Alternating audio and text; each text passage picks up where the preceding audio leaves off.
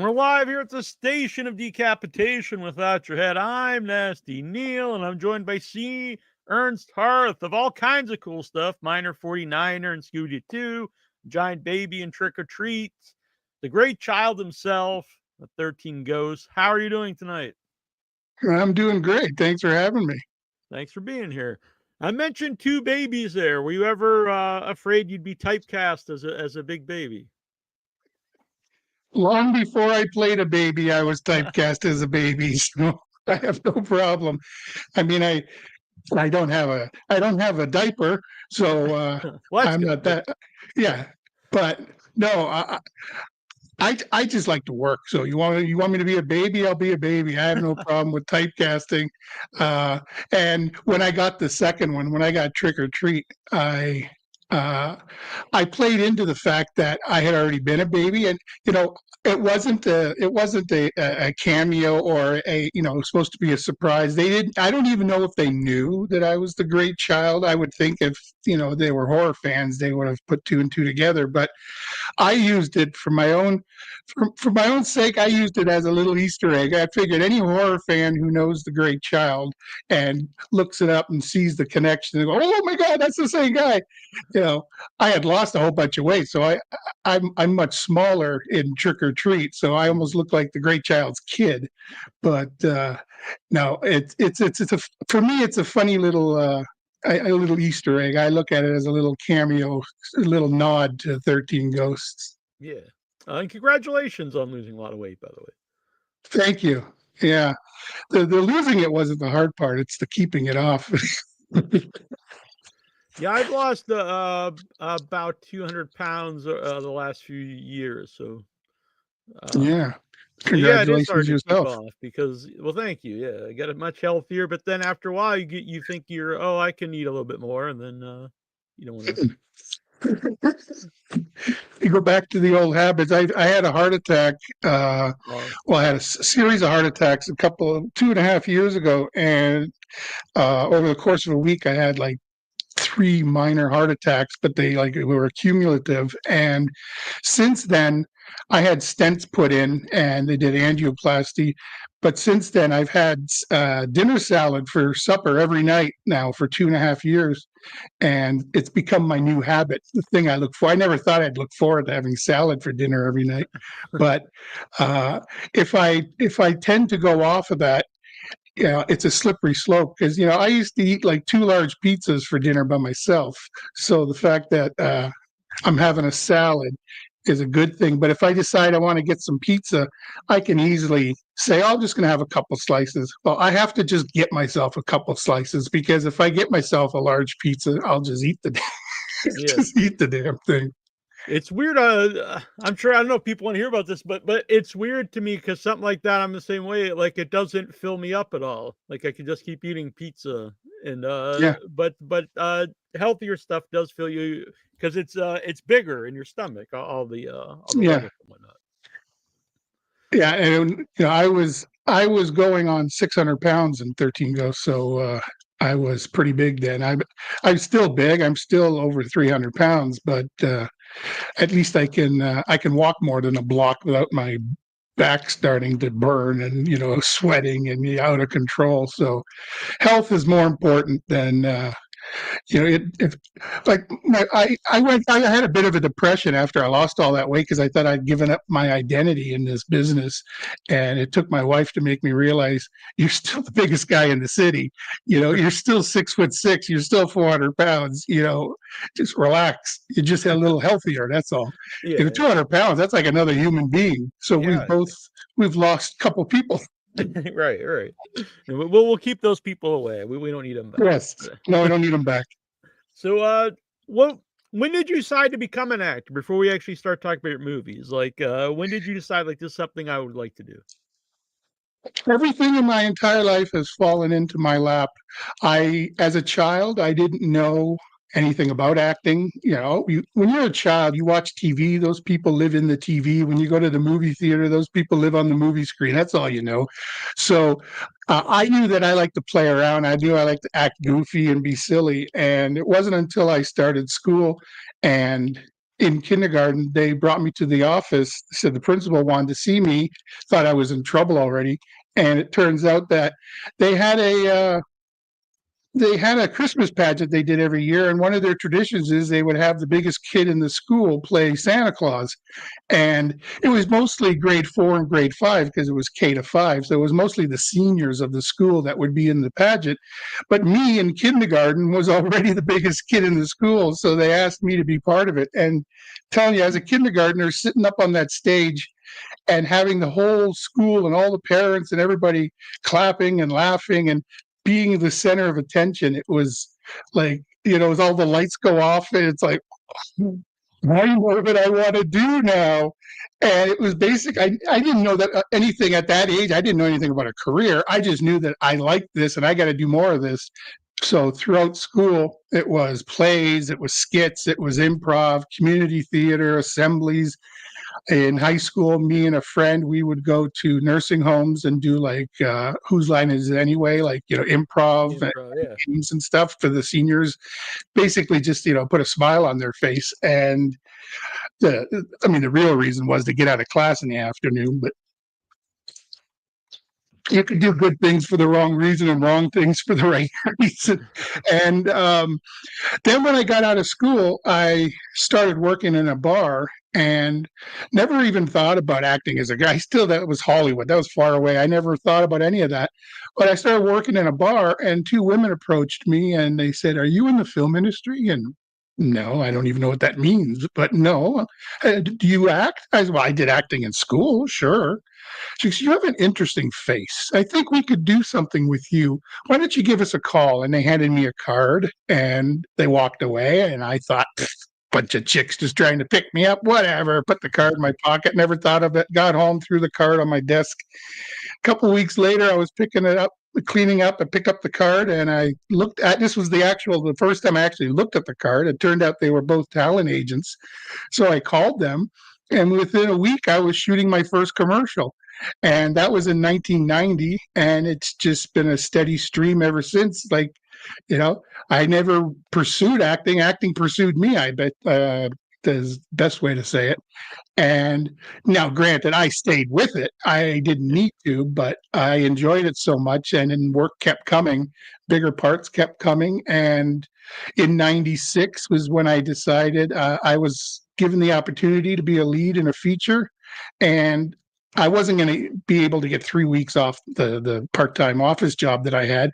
So I had to say to the universe, okay, if you want me to be an actor, then I'm quitting this job and I'm going full bore at it. And that was in 96, and I haven't looked back ever since. So thank God those agents saw me, because who knows if I've ever would have got into acting if they hadn't approached me.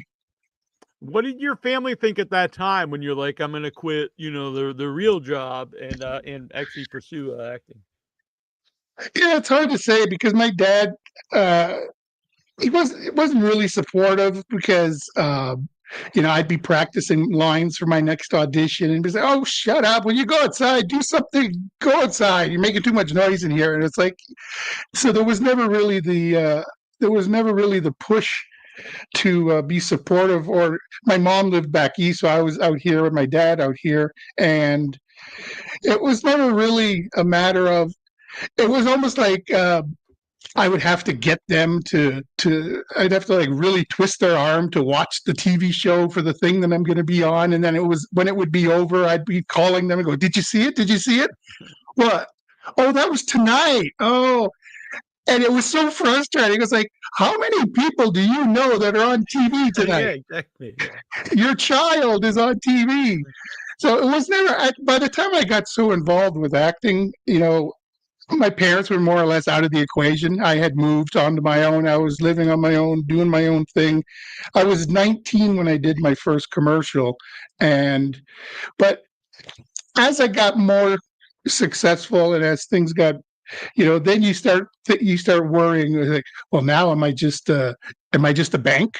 Are they supportive of my career because they know they can borrow money or something? So I don't know. I never really at the beginning. Whenever I'd have a movie come out, I'd go buy the whole family tickets and I'd take them to the theater and everything.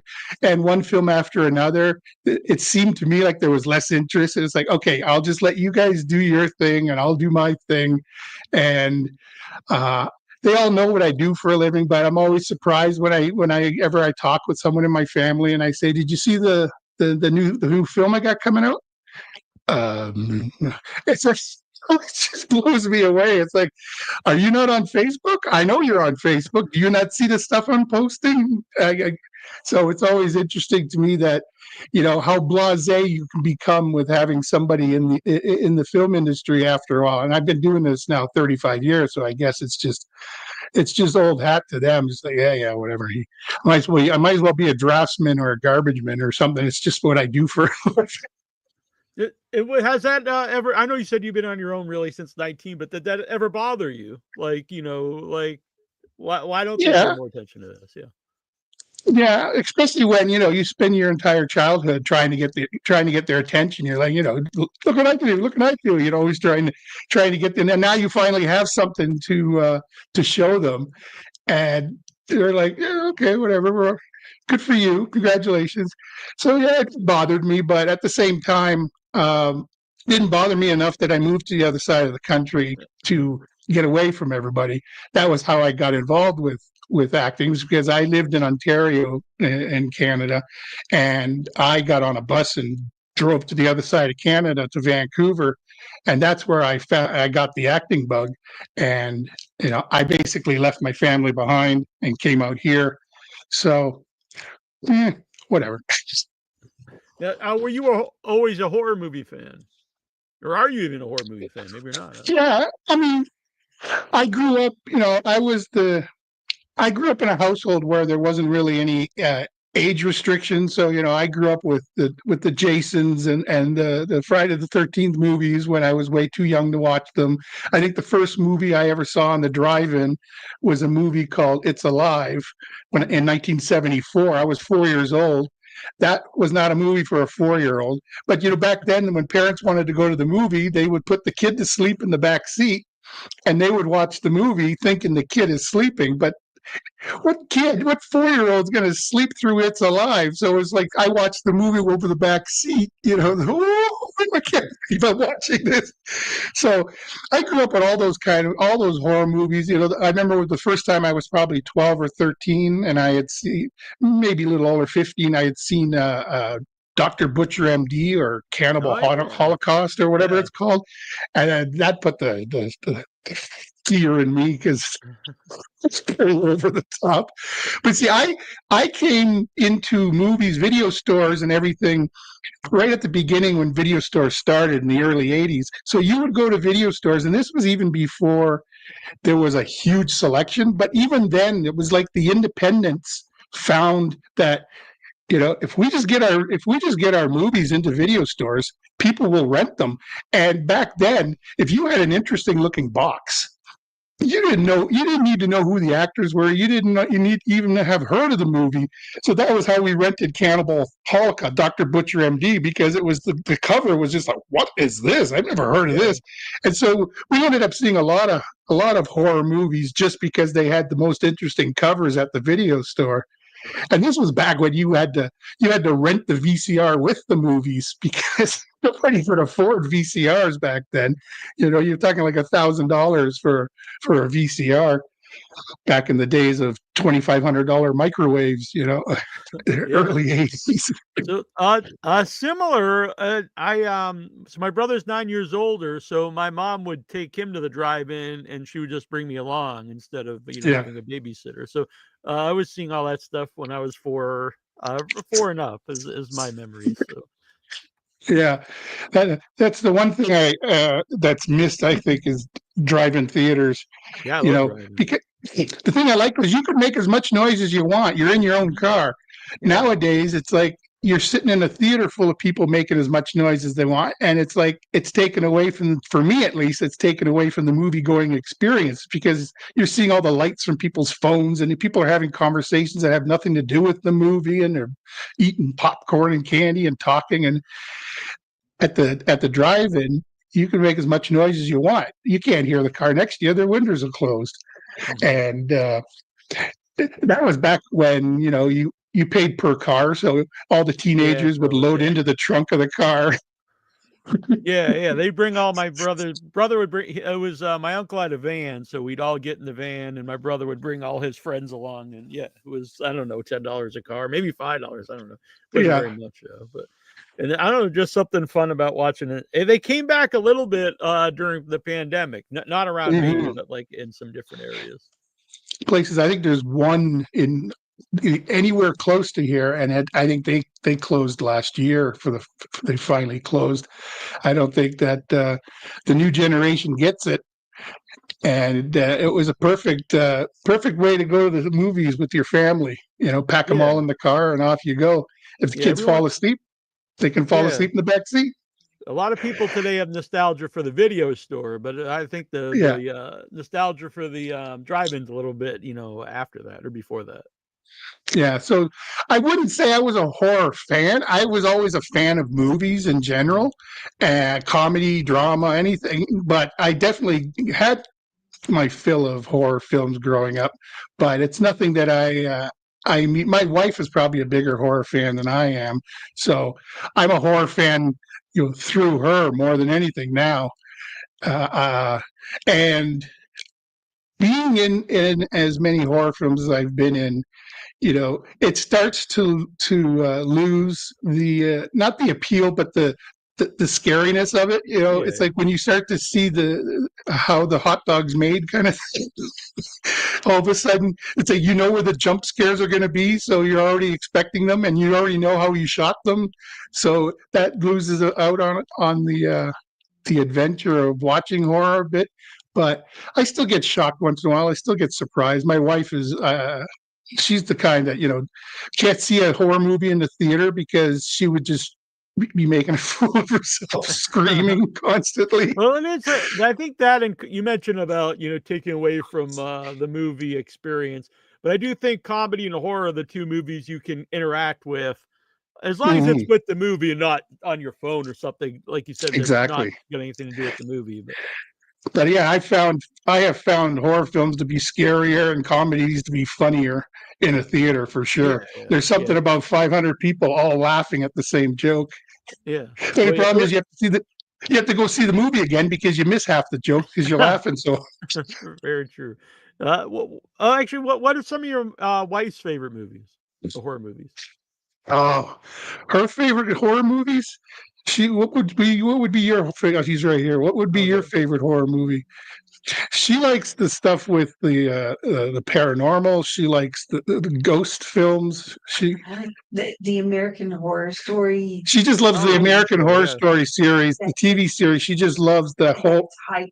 Yeah, that whole type of world with the anthologies, and she loves all of Mike Flanagan stuff. She loves limited series. She likes to. You give her 6 episodes of anything, and she's busy for 6 hours. The scarier, the better. Yeah. I tend to watch the movies over the tablet as I'm playing video games, but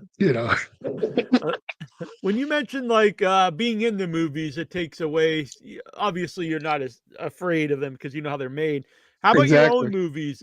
Can you when you watch something you were in, do you see it as the movie, or like is it more like the memory of making it? I would say I'd probably have to watch it 10, 15 times to get it out of my system, because the first time I watch something I'm in, I'm watching it, even if I don't tend to want to be, I'm watching it with a critical eye to my performance, to which take did they choose on this one, why did they go with take 2? They should have used take 4. It was so much more intense. That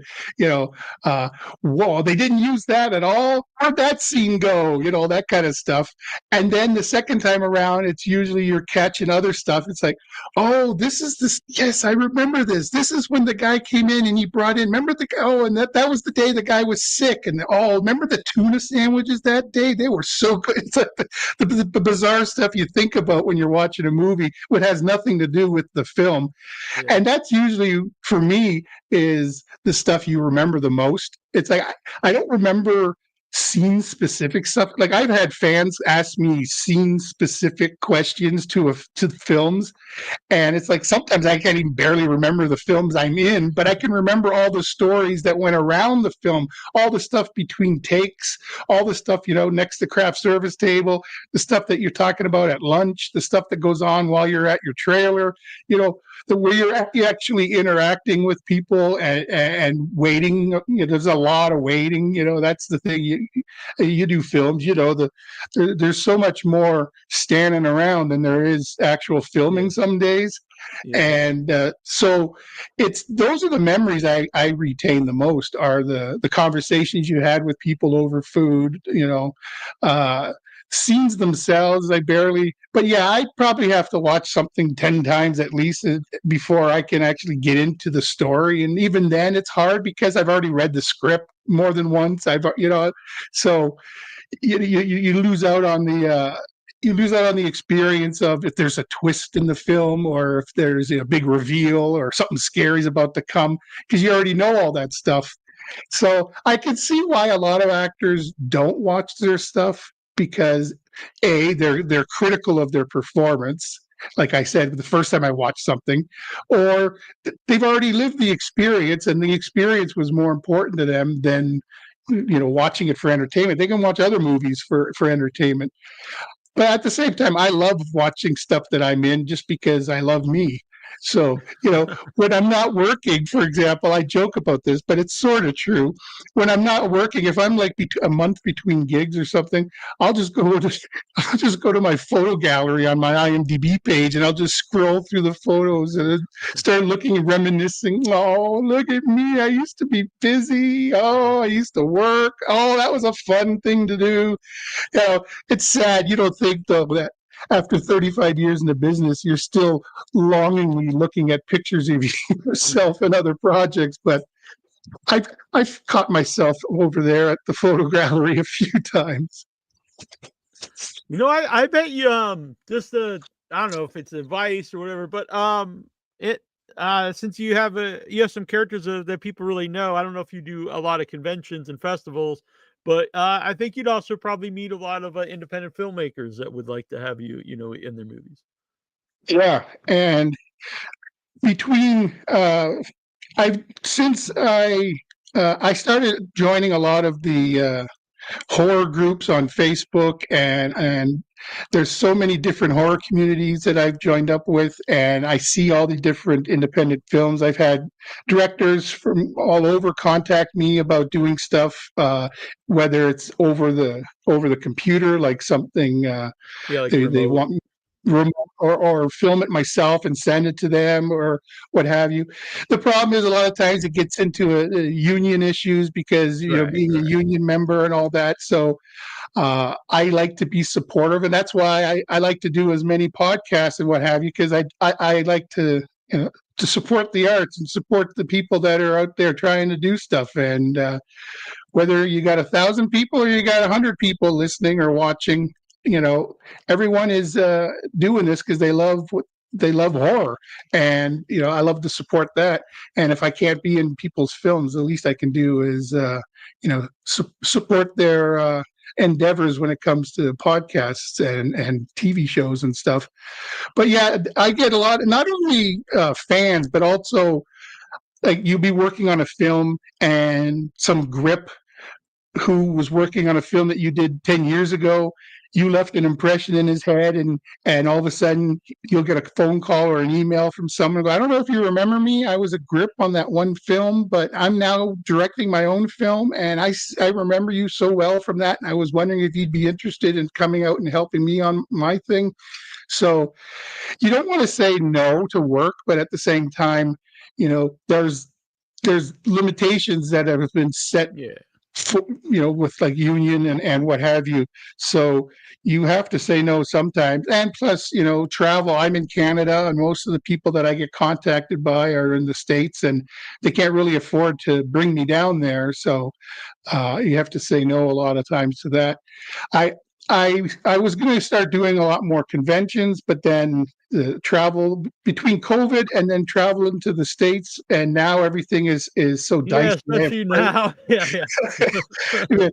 And then living in a hostile nation that is in the middle of a tariff trade war with Yeah. the president, you never know what's going to happen. I have friends that are in bands and they've got stopped at the border. They've had to cancel tours, So instead of putting myself up to not knowing what's going to happen, what I started doing was I have fans who contact me directly, and I'll sell my convention prints that I would be selling at the convention. I'll sell them online, and if someone wants to get in touch with me, I'll sign my prints, personalize my prints for them, and send them to them myself. So I still like to make a connection with fans. I like to keep in touch with people, and I have a lot of friends, hundreds of friends on Facebook of people who have gotten in touch with me, and so I keep them abreast of what's going on in their careers and their lives and with independent films and what have you.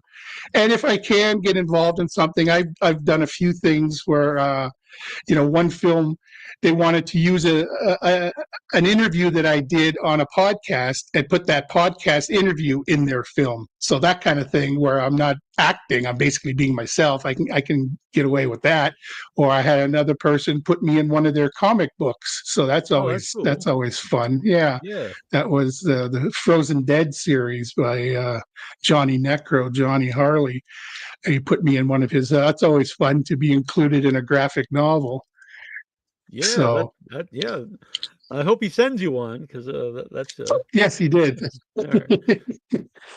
But no, I've had the kind of career where it's like I've had large roles in smaller films, and I've had smaller roles in huge films, and then everything in between. So it's been a good 35 years of everything from horror to children's films to family films, and even the occasional Oscar-nominated film. So, yeah, that's real cool. The name sounded familiar to me. Johnny Johnny Necro. He was just in the movie I mentioned. He's one of my punks in our man Funk, actually. So very funny. cool.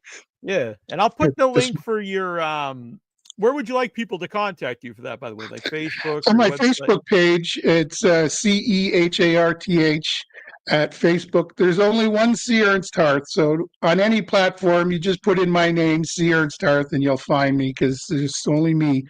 The only one that's out there that's not me is I found someone just informed me that I have an account on TikTok, which I don't have.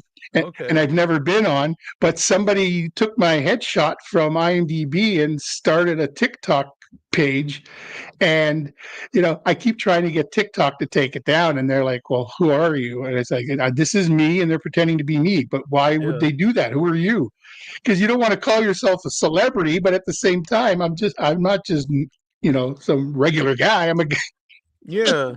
There's and a still, reason even why if you were just a regular guy, they shouldn't be able to just, pretend they're you, Exactly.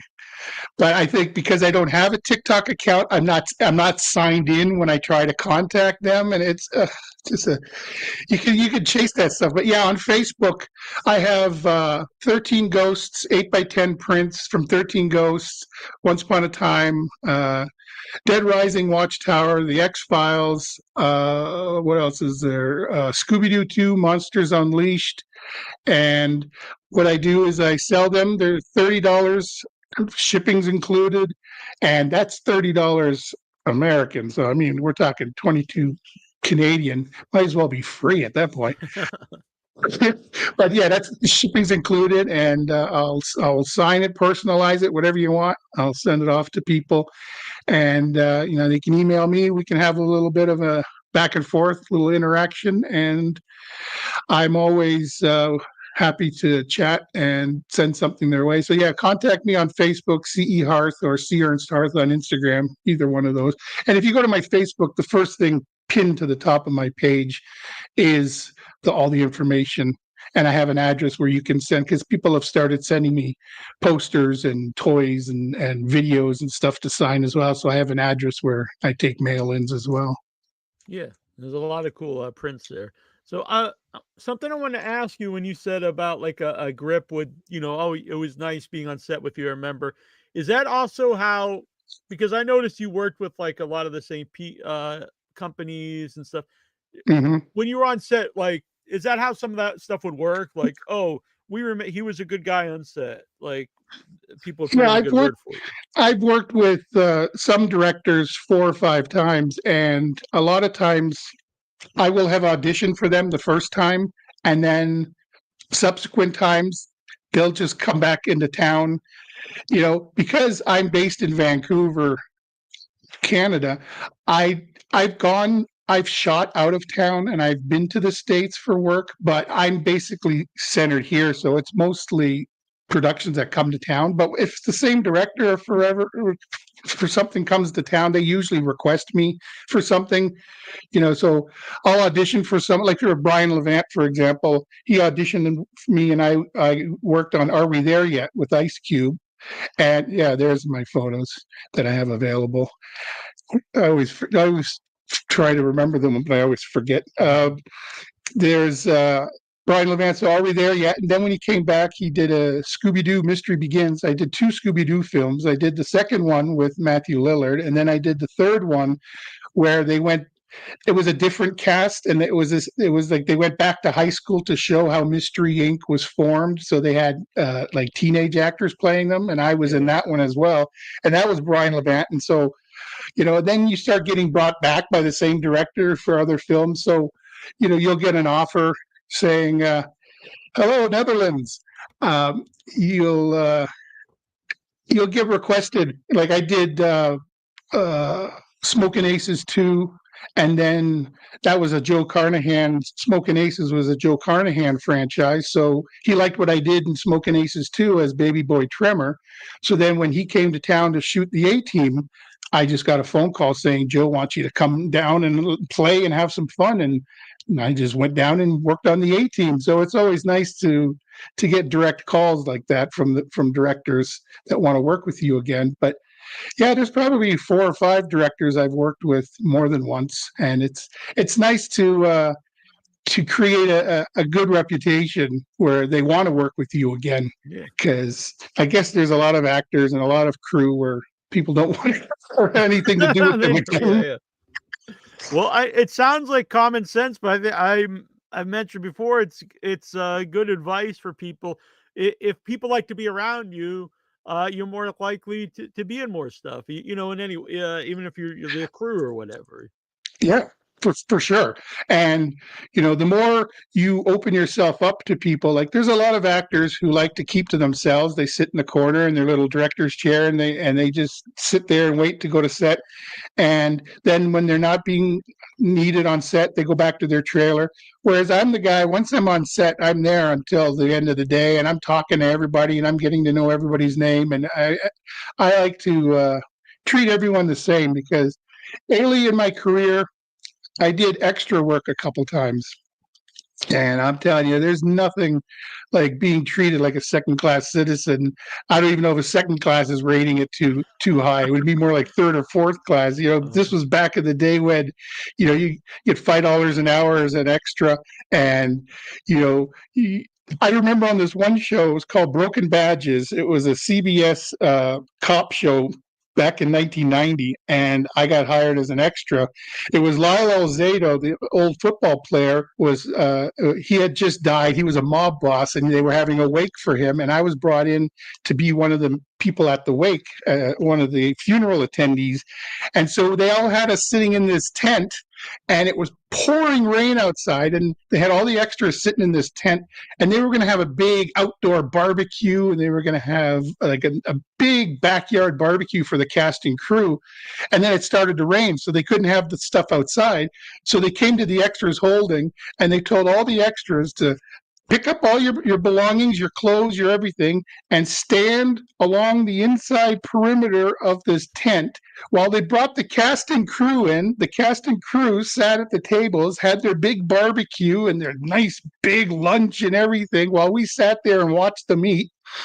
And then they cleaned up their mess, and then they left we never got any of the barbecue. And then one of the background coordinators came in and said, okay, once we get all the tables and everything cleaned up, we're going to bring in some coffee and donuts for you guys.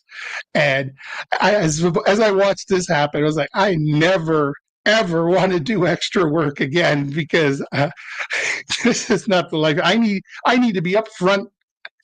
Background and 6'6", 400 pounds don't go together, because even when I did extra work, people would always be like, yeah, forget what's happening up here. What's with the big guy back there? Like I would stand out. I did a thing with Tim Matheson. It was in a courtroom, and I was supposed to be just a courtroom audience member in the courtroom. But because I had a big afro at the time, I was too distracting in the back. So you see me sitting in the back of this courtroom with this big afro, and then Tim Matheson comes in and sits down. But they ended up having to reshoot it because big afro head sitting behind Tim Matheson. Nobody cares less what Tim Matheson has to say. They just want to know about big afro head back there. So when you see the film on the wide shot, I'm sitting there with my big afro. But then when they cut to the close-up of Tim Matheson, now there's a little old lady sitting behind him. And then they cut to the wide shot.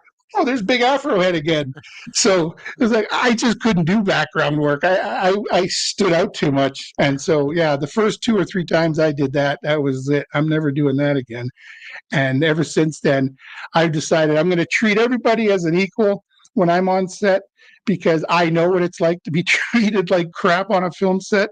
And because of that, people remember me. And like I said, you were such a nice guy to me back then. I'd like you to come work on my thing. So yeah, that definitely does happen. So that's a good piece of advice for anybody who wants to be on if you're on a film set, just be happy to be there and treat everybody, with the same respect that you want to be treated. And, they'll remember you, especially if, either you did something they liked, or they remember you, or you were just a nice guy.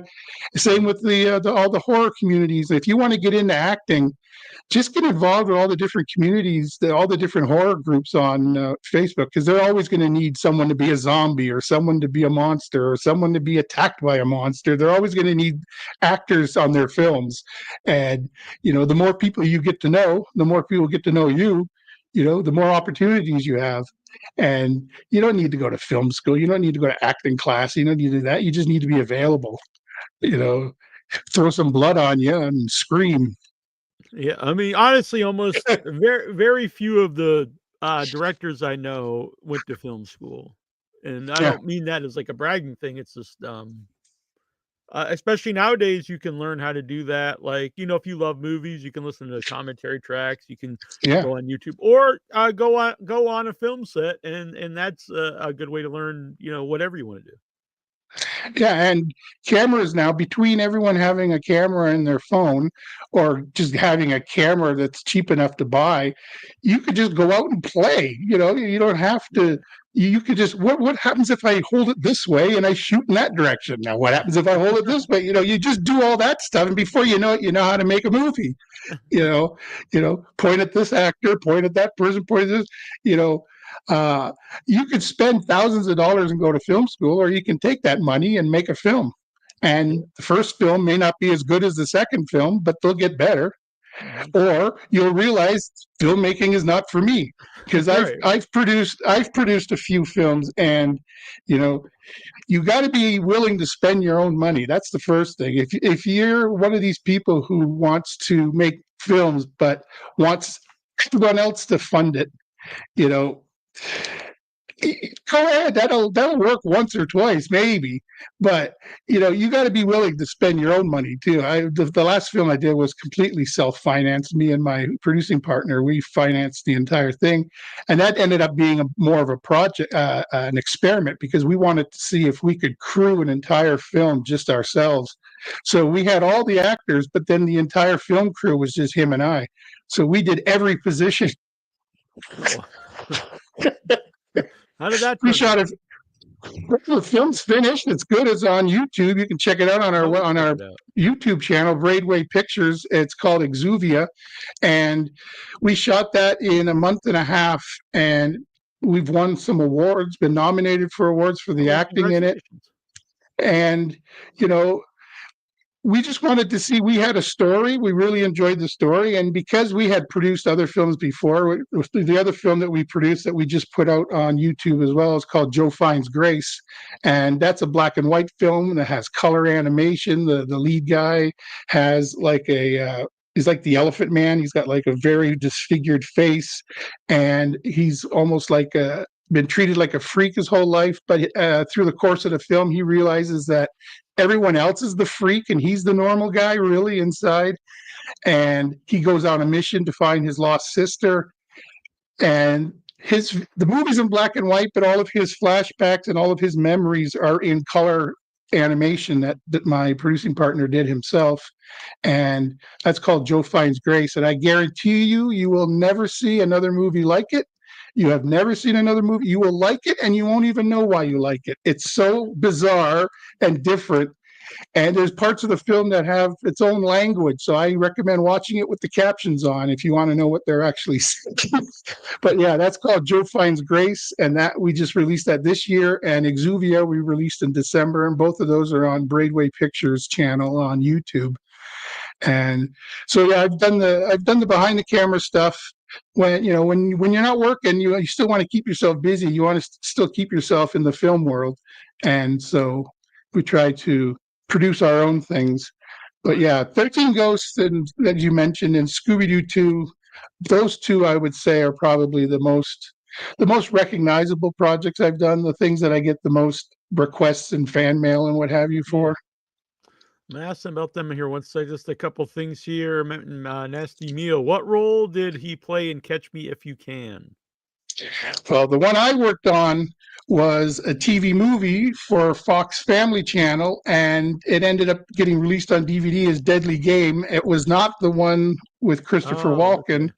It was a TV movie with, funny enough, Tim Matheson, but a different one that I worked with him on. Okay.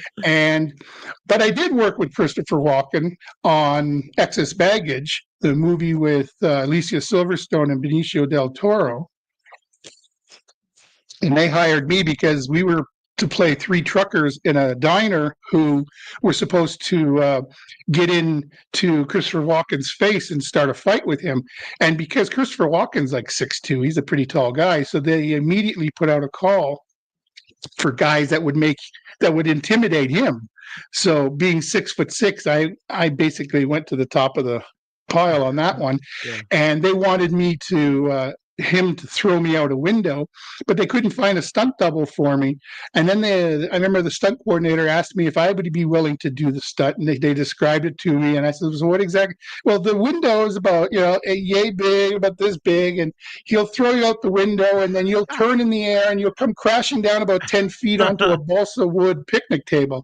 And I immediately said, yeah, that's not happening. So the other guy, who was one of the other truckers, they found a double for him, and so he ended up switching with me. So basically, I spent 6 days eating breakfast and watching Christopher Walken and Alicia Silverstone and Benicio del Toro do this scene in this truck stop, and we spent 5-6 days doing nothing but eating breakfast. And I was so new in my career then. That was in '96, so I had only been doing this 6 years. I didn't know that you're not supposed to mow down on the food they put in front of you. That's a prop. Well, they put breakfast in front of me. I'm going to eat breakfast. So take after take after take. At one point, the prop master comes up to me and says, just so you know, you don't have to eat everything. I said, okay. And then a couple takes later, or maybe even the second day, he comes up to me and he says, well, you've eaten all our bacon, so we're going to have to switch to breakfast sausage. So for the people who are keen, when you watch the film, throughout the film, my breakfast goes from bacon to sausage to bacon to bacon to sausage. Like the Afro Man. Yeah. I can't just blend in. But yeah, that was fun working with Christopher Walken. Even that early in my career, I already knew who he was, and he was a big enough influence for me as far as actors that I like and that I look up to. And he was as unique as you think he's going to be. At first, he was very quiet because he was sitting by himself and reading the New York Times and But then once you spend enough days on set with him, I ended up dancing with him on set one day because they were setting up the lighting and they had a jukebox on set, and him and I are looking at he goes, "Which one do you like here, Ernst?" And I didn't recognize any of the songs. They were all like 40s and 50s songs. So he says, "Does anyone have a quarter?" And all of a sudden, like 6 hands come out of nowhere, like all the different crew members with quarters. "Here, I got a quarter. Here's a quarter." So he puts a quarter and then he looks at me and he goes, "Ernst, may I?" And so while they're setting up the lighting for the next shot, me and Christopher Walken are doing a little waltz on the middle of the diner. So those are the fun kind of memories I have of that. And he says, "I'd like to make enough money in this world that I could buy everyone a puppy." Not that I would, but I'd like to have that much money.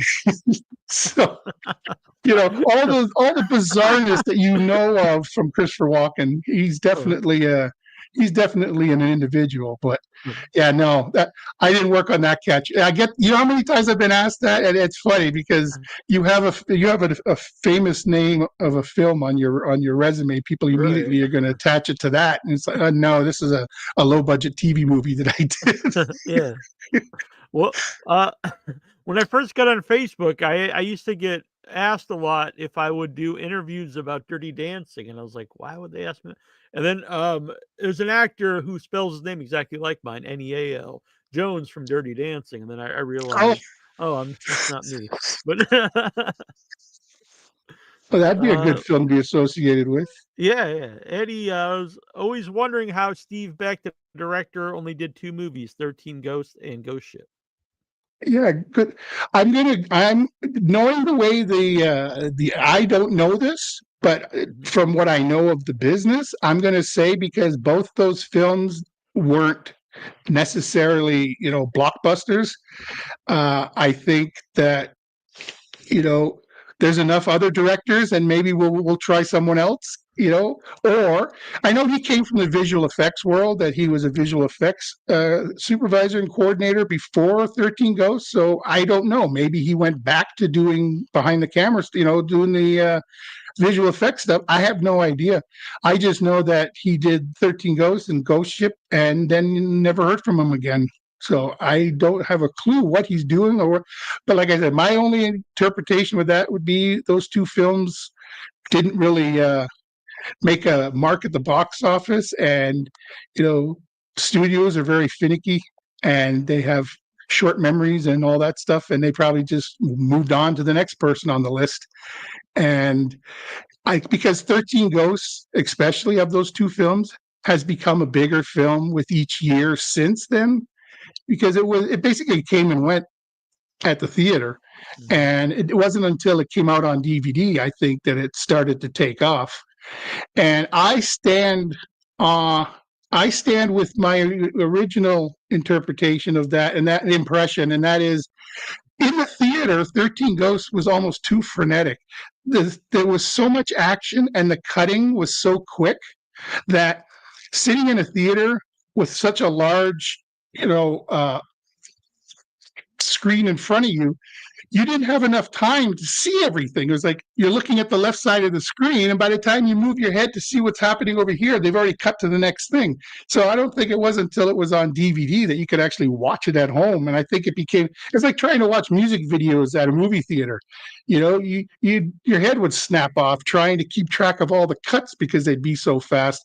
I think that movie became a bigger deal on home video. And the thing about horror films that I find is that there are some people that are just snobs, and they either won't see them in the theater, or they don't want people to know they saw them in the theater, because horror is like a guilty pleasure to a lot of people, and they keep it to themselves. So they watch it at home. They don't want people to know they went to the theater to see a horror movie. I think the last couple of years it's cooler now, because they were up for like Academy Awards, but definitely before that, I think you're 100% right. And then also the fact that it was a month and a half after 9/11, a huge part of the country wasn't even thinking about going to the movies yet. Yeah. And talking about 9/11, the funny part of that whole tragedy, that there is a funny part, is that we were shooting, even though it was a month and a half before the movie came out, we were still shooting pickups for the film. A month and a half before the film was released, they called us back in to do one more day of reshoots, and it just happened to be 9/11. So as I was getting ready to go to work that day, I knew that Big Brother was going to be on that night, and that was a new show, and I was interested in it. So I went and turned my TV on before I was leaving for the studio to program it to record. And all of a sudden, it was like there's just this two buildings on TV, and my immediate thought, because I didn't know what was going on, my immediate thought was, "Oh man, they're going to postpone Big Brother." That was my only big concern. So I just left the TV and went to work. And it wasn't until I got to work that I realized what the hell was going on, that the whole world was coming to an end, it seemed, and the planes were flying into the World Trade Center. But I was too busy getting made up to look like, the great child, and getting my tufted hair and my puke and getting painted and everything. So that was the most surreal day of my life. It was like, go to set, walk around like a ghost, and then they'd yell cut, and we'd all go back to this monitor, and we're all standing in the middle of the studio watching this monitor and seeing what's happening in New York. And Steve Beck and the camera operators and some of the executives and stuff who had come up from LA for the day, they didn't even know if they were going to get to go back home. They didn't even know if they were going to fly out, because all the planes had been shut down, everything. So there was such a somber mood on set while we're still shooting stuff. At the end of 13 Ghosts, when the house is blown up and the ghosts have all been released, and there's a shot where you see us leaving the house and we're like dancing across the grass and we're going off into the woods. That shot didn't exist in the original film that we shot. That was one of the pickups that we did on 9/11. A month and a half before the film came out, we were shooting stuff like that. Or there's a scene where the jackal attacks Shannon Elizabeth and he's like shredding her shirt and stuff. And I think they wanted to get some Shannon Elizabeth nudity in there. So that was one of the pickup shots. But of course, Shannon Elizabeth wasn't there. So that was just a body double. So for all the people that got excited because they might have seen a half a second of Shannon Elizabeth's nipple, it was actually a photo double. So sorry to burst your bubble there. But those are the things that, once again, like I was saying, the things that nobody knows about. I live far from the U.S., but 13 Ghosts and Ghost Ship was a mouth-to-mouth thing over here. It's like a word of mouth, I believe. Yeah, because it was you either knew about it or you didn't know about it. And once they came and gone from the theater, it wasn't until they were on. For example, Ghost Ship, I think its biggest word of mouth was for the opening scene. Yeah, that's what it's still known for. Like people say it's like, great opening scene, but 13 Ghosts, because I actually went to see it at the theater when it came out with my uncle. And I think you're right actually about it. It was because I honestly didn't love it the first time I saw it at the theater. And then I think it's a better movie now. And I think you're right. I never put that together. But I have noticed that it's really picked up an audience the last few years. Like people talk about it a lot as like one of their favorite horror movies. I think one thing is that the house itself, I remember showing up on set the first day and walking into that house. And my immediate thought was, if this thing doesn't get nominated for an Oscar for production design, then they definitely have a hate on for horror film, because I had never seen a set like that. I mean, there were like 2,500 panes of glass. There was big steel girders. It was 2 stories.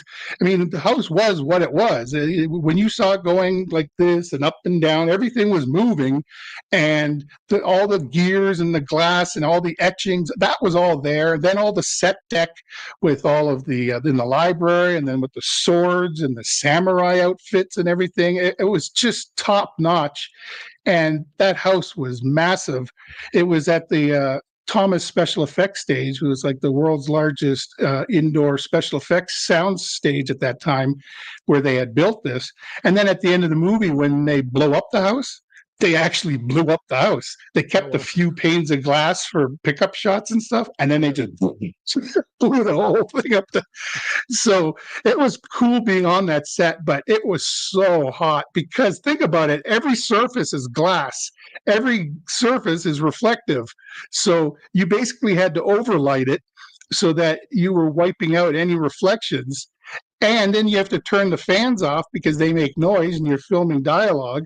And then you have 12 people in heavy prosthetic makeup. So it was so hot in there.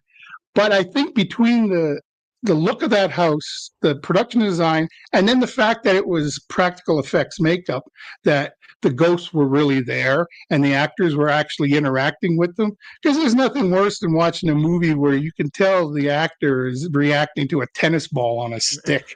Yeah.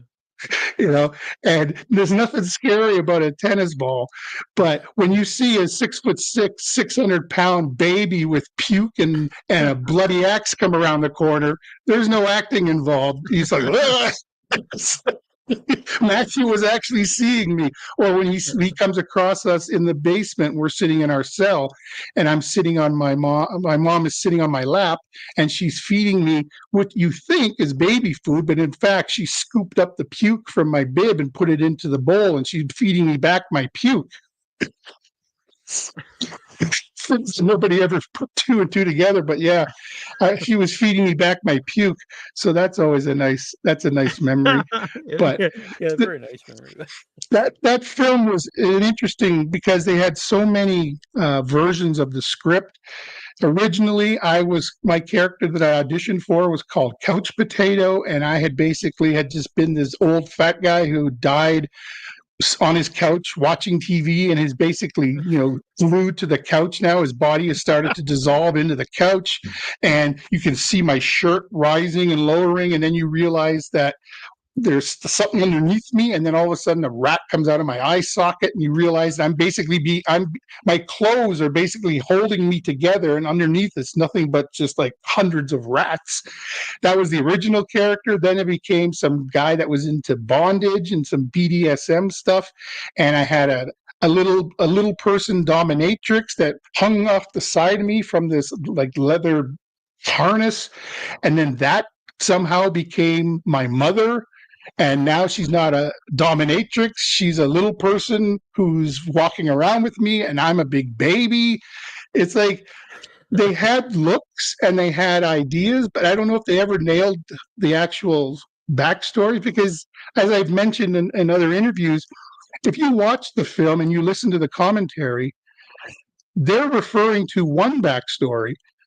But then when you put on the DVD extras and you listen to F. Murray Abraham in the Ghost Files, and he's telling a whole other story. So it's like from the commentary to the production of the back, I don't think they ever had a consistent backstory for anybody except maybe the Juggernaut, because his backstory was sort of in the film.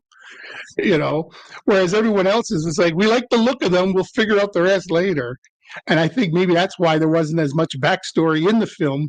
I think it would have made the film better if they had shown some of those Ghost Files from the extras. Because right now you've got probably 5 minutes of extraneous hallway shots that you could get rid of. It's like, ooh, empty hallway. Ooh, empty hallway. It's okay, we get it. There's nobody down the hall.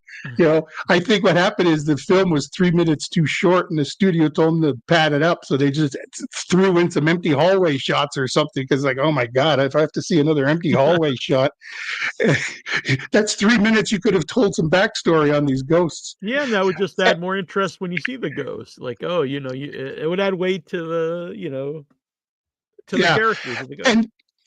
And because of that, in the last few years, I keep probably every couple months, the news pops up again regarding 13 Ghosts, a series of the backstories of the, originally there, like 3 or 4 years ago, there was a meme that somebody put together. It said Netflix should do a 13 episode series on the ghosts of 13 Ghosts.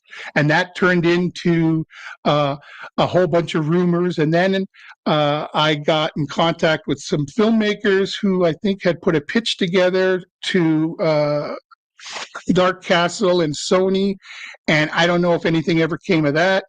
And you don't know until something gets greenlit. You don't actually know what's happening, behind doors. But I know that people are interested in the backstory of those ghosts, those 13 ghosts from that movie. Yeah. If they were going to do a series about just a bunch of new 13 random ghosts. I don't see the point, because it's those ghosts from that movie that people want to know more about. Mm-hmm. Otherwise, just make a new movie with new ghosts and make it something else. It doesn't have to be 13 Ghosts, but I don't see it happening. I'd love for it to happen, and I'd be the first person to put my hand up and say, hey, I'll grab a diaper. Let's go. I'll do it again. But I see, if anything, I see them doing a remake of 13 Ghosts before I see them doing a 13 episode series based on those ghosts. But, I don't know anything. I just know that every time it comes up in the news, I get hundreds of emails from around the world going, what do you know? What do you know? What do you know? And I know whatever you know, which is nothing. When you said your wife's a big fan of American Horror Story, they do that. They'll like the Pinhead from the circus. Then they'll do a whole episode all about her, beforehand, before she becomes so. That would be cool, I think, honestly, because you could show the ghosts in life and how they became the ghosts, and then if that series did well, you could then the next season could be the ghosts as ghosts, you know what I mean, all back together, like the movie again.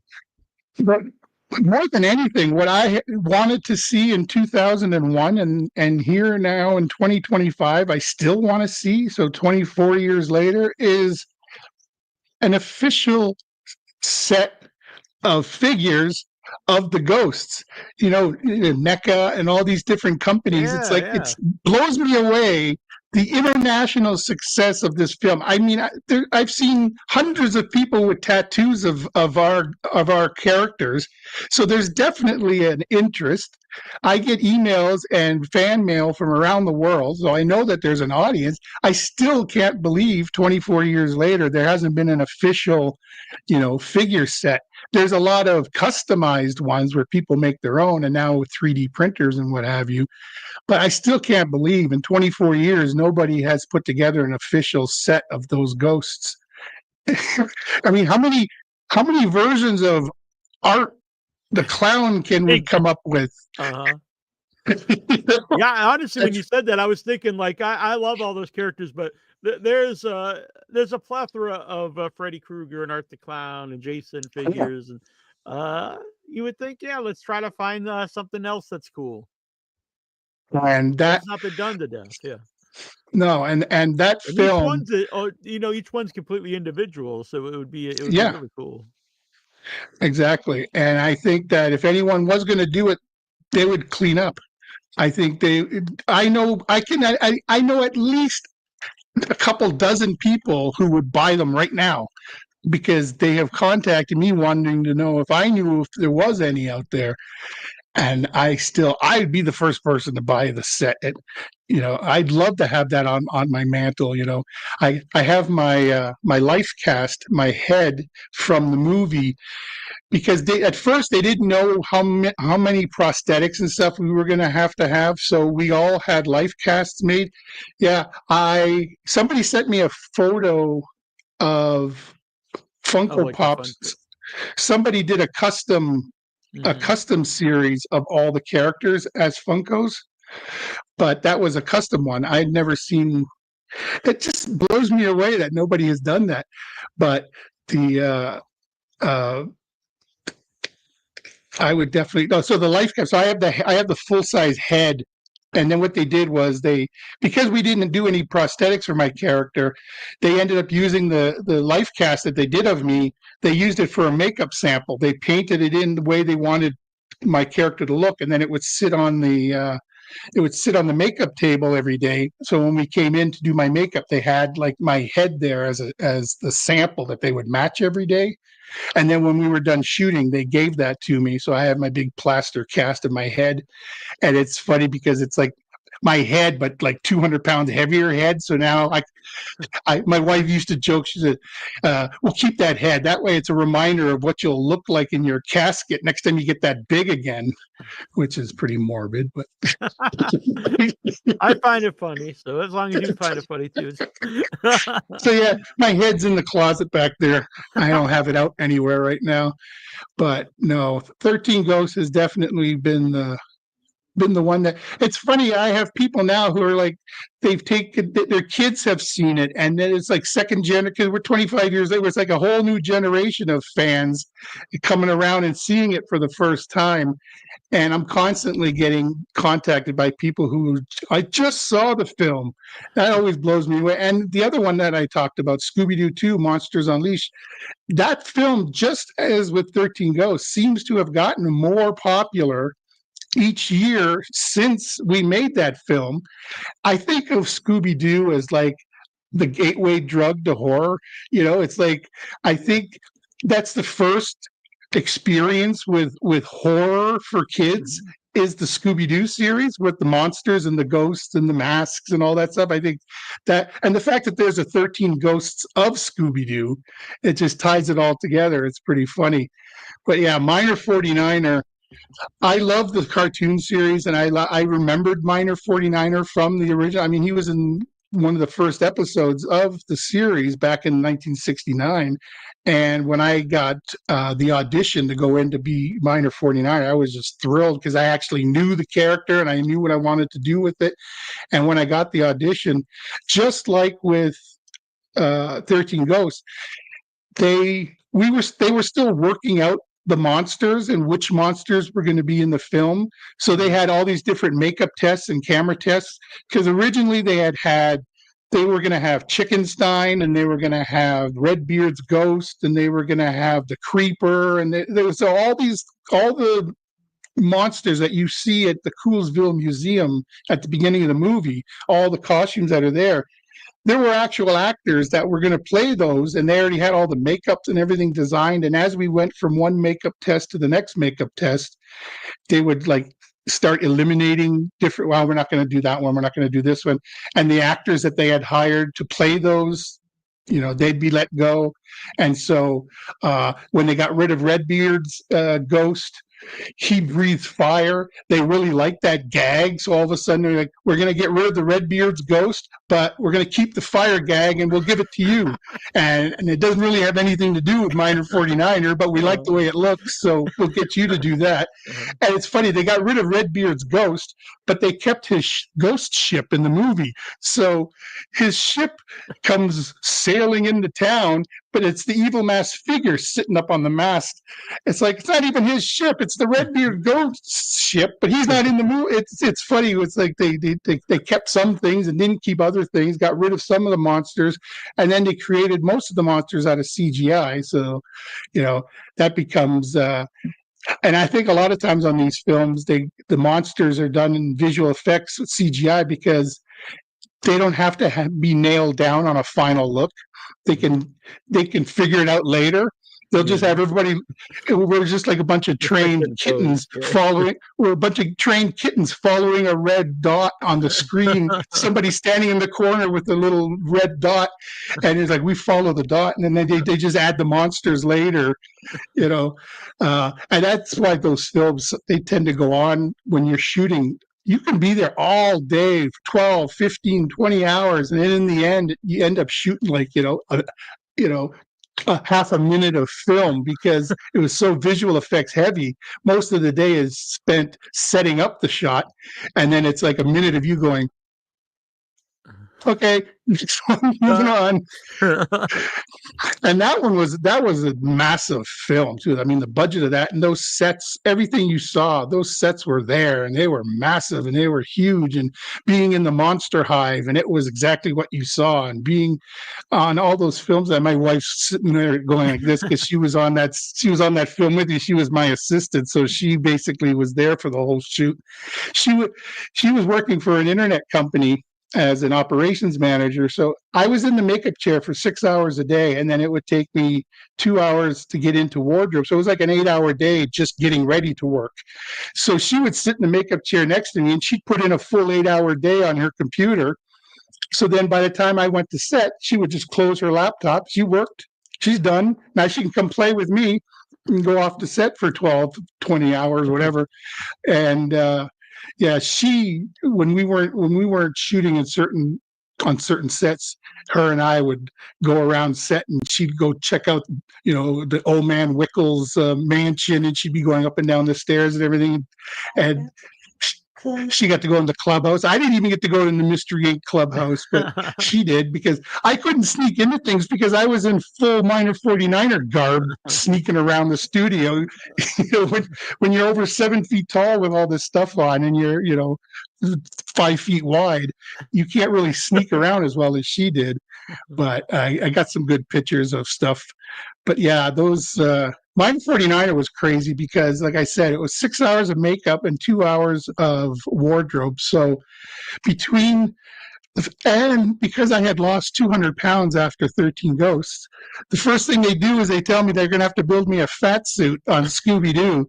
It's like, man, I can't win. You just want me big, don't you? Yeah. But because of that, I had like a cooling suit that had like ice cold water that would run through these veins all through my body. It was to keep me cool because they had the fat suit and then the costumes and on everything.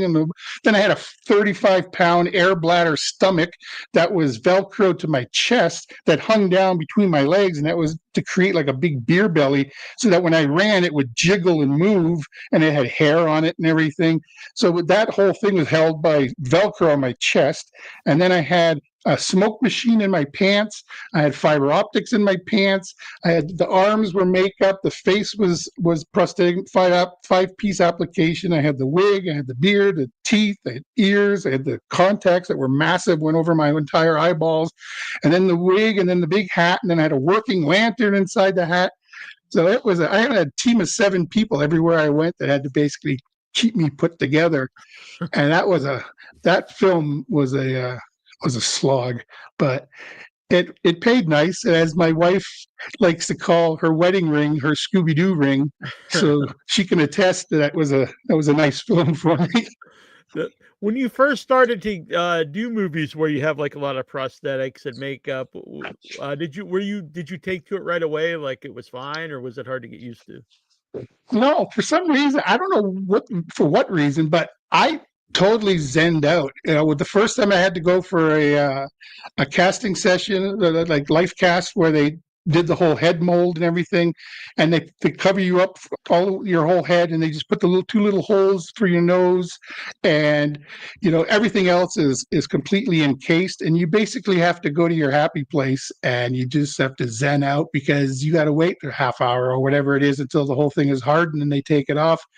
And getting through that process taught me to just find my happy place, because you're going to be hot within 45 minutes, and now you're going to have to work for 12 hours. And so it doesn't get any better.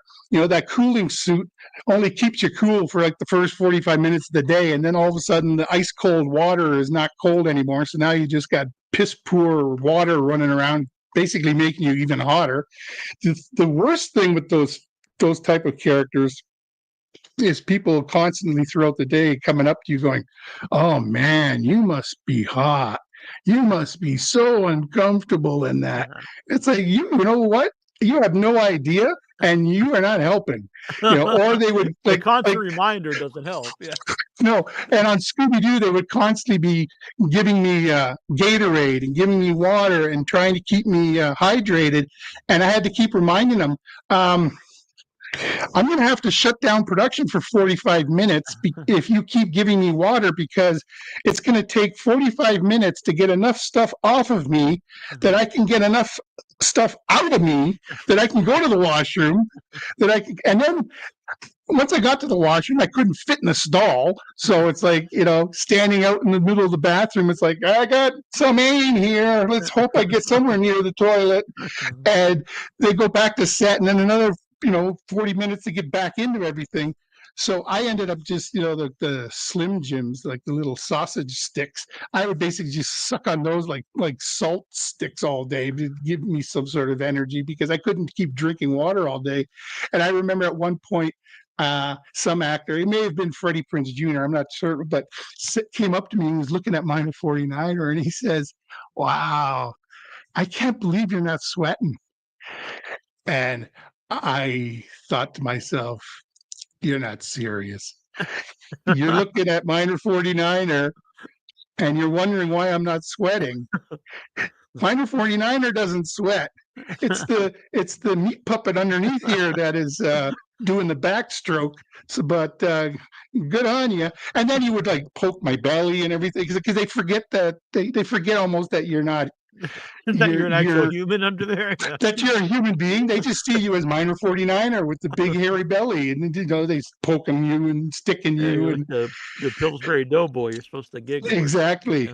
So, but no, I think I got more and more of those prosthetic type roles and creature suit roles and stuff because I was able to do well with it. Like I didn't have a problem with it. I remember I was supposed to be in the Percy Jackson Sea of Monsters movie, and I had gone down to LA to get all the molds and all the context, all the makeup stuff done down there. It was ADI. And they had told me one of the other actors in the film had like a panic attack when they did the mold of his face, and he just like ripped it all off because he started having like claustrophobia, like because he'd never had his face enclosed like that. And I think they do experience that with some actors, like where they lose it. They can't handle being completely packed in like that.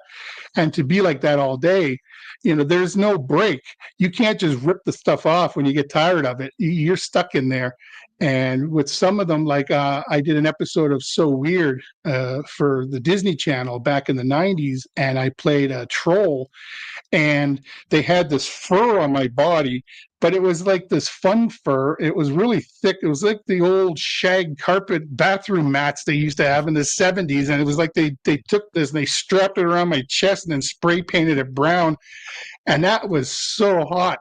And the face I had a nose out to about here, and it basically I looked like a peckerhead. It looked like I had about a 10-inch penis sticking out of my face on a kids show.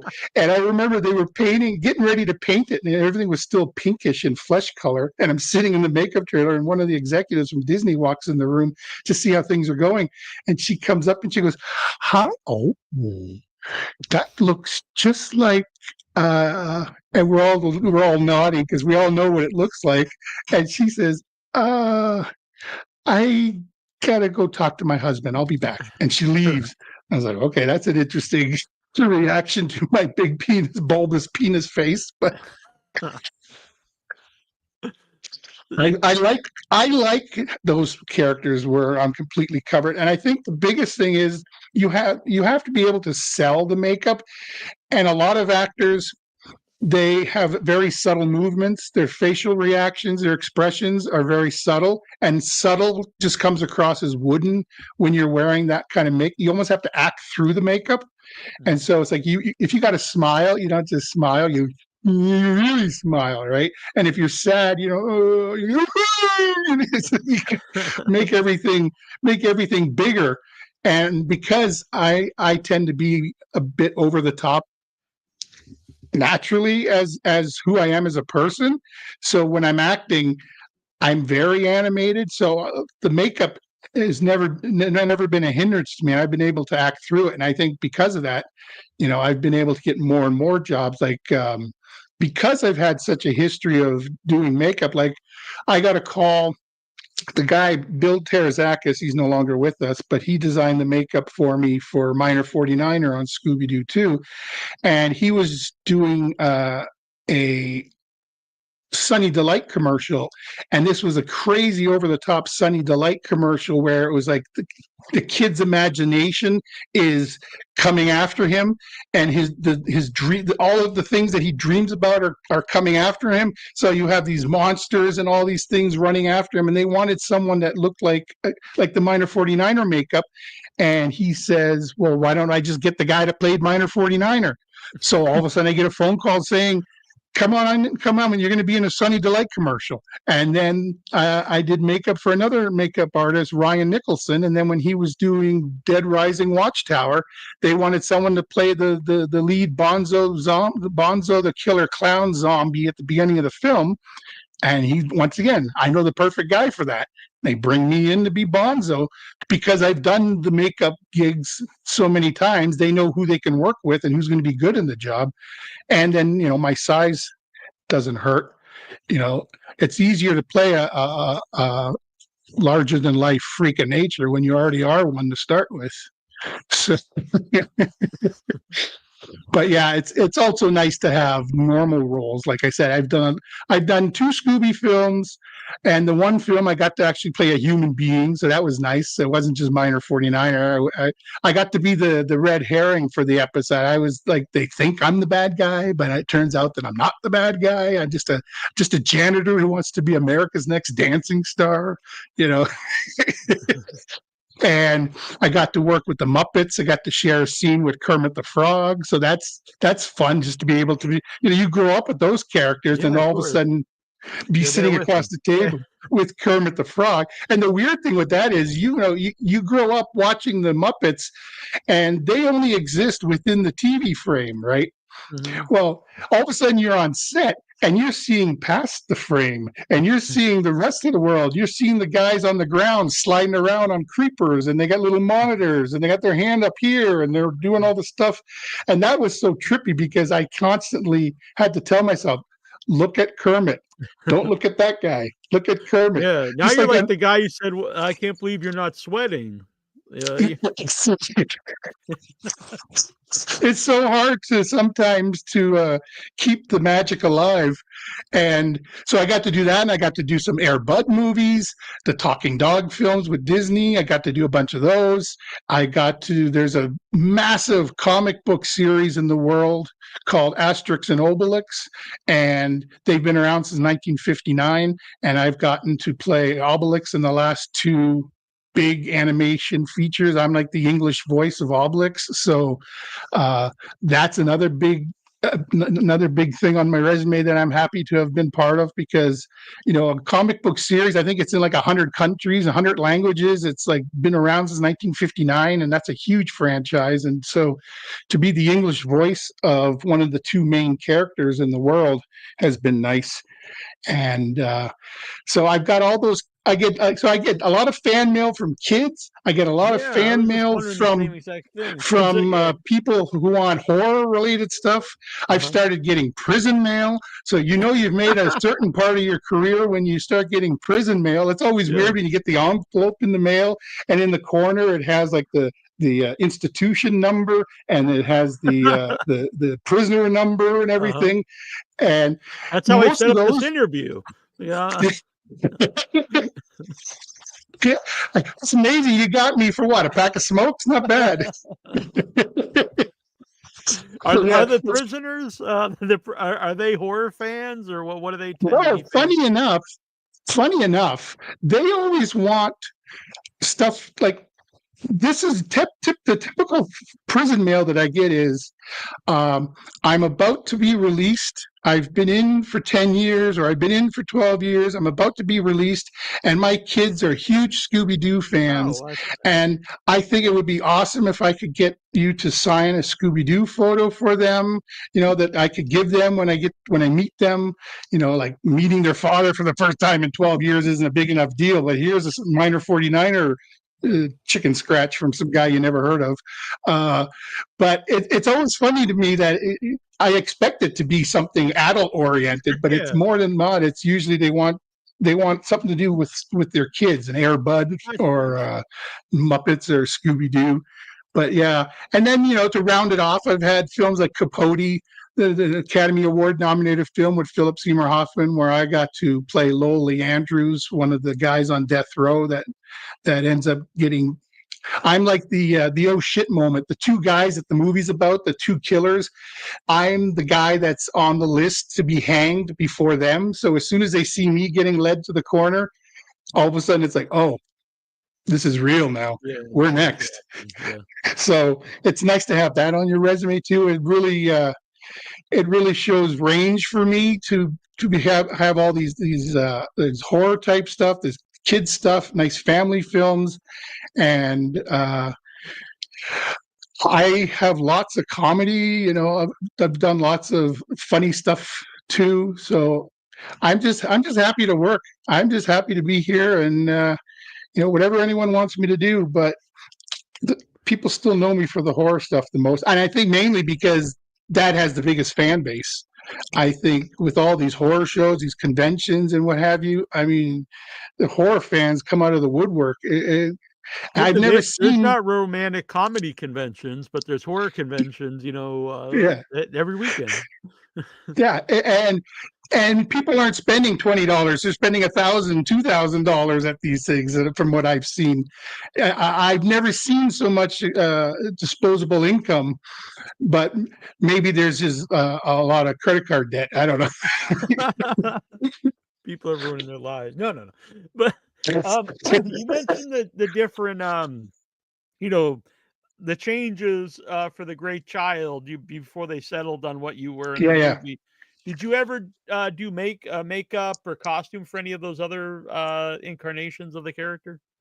No, all I ever saw were concept drawings that they had at the studio on the wall. They would show you the different things. I pulled it out last week. I think I have 6 different scripts. There were probably more versions of scripts, but I have 6 different versions of the film.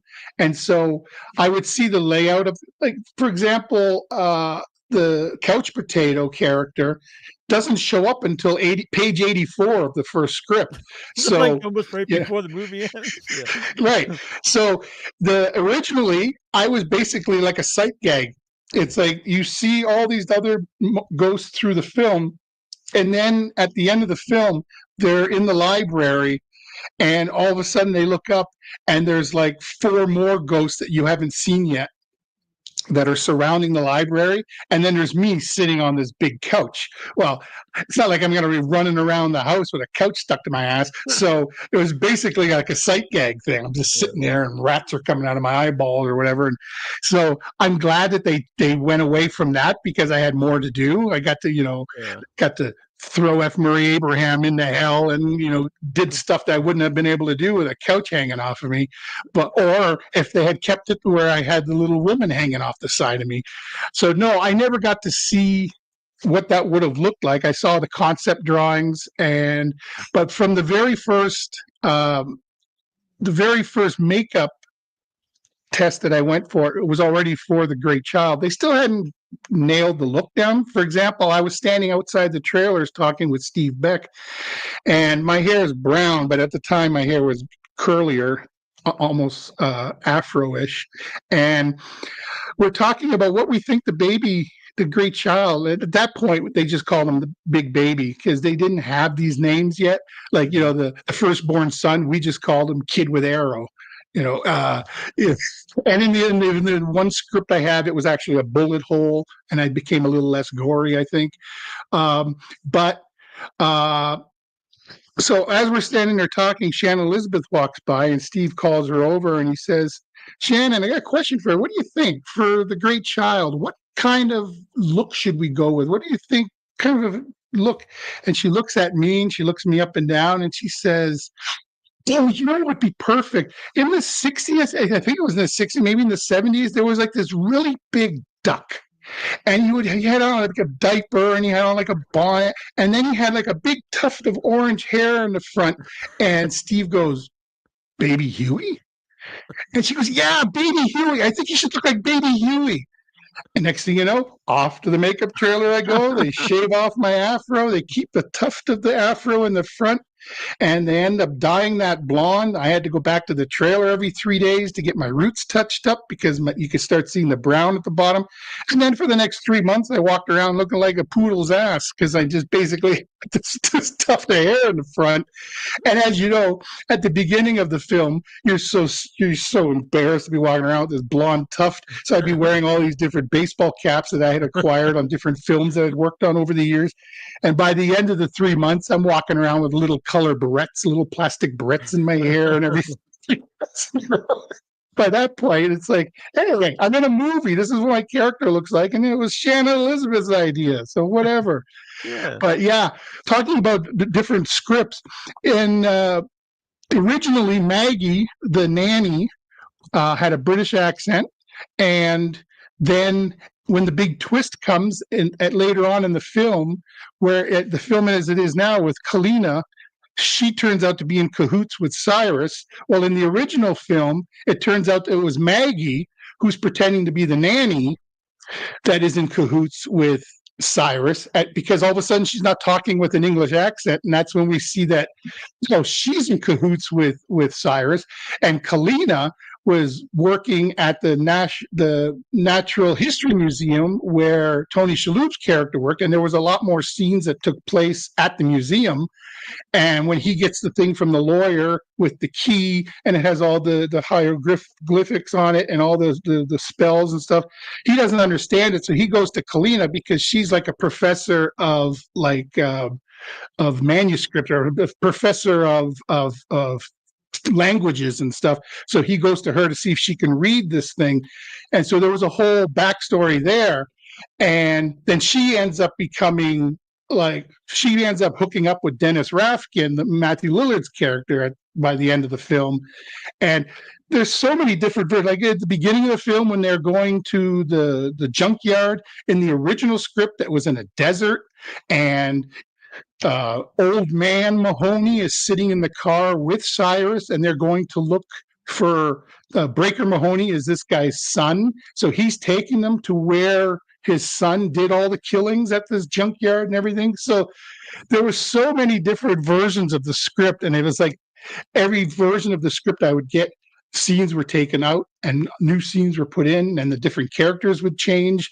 But the film that it is now is definitely I think it's become a cult classic.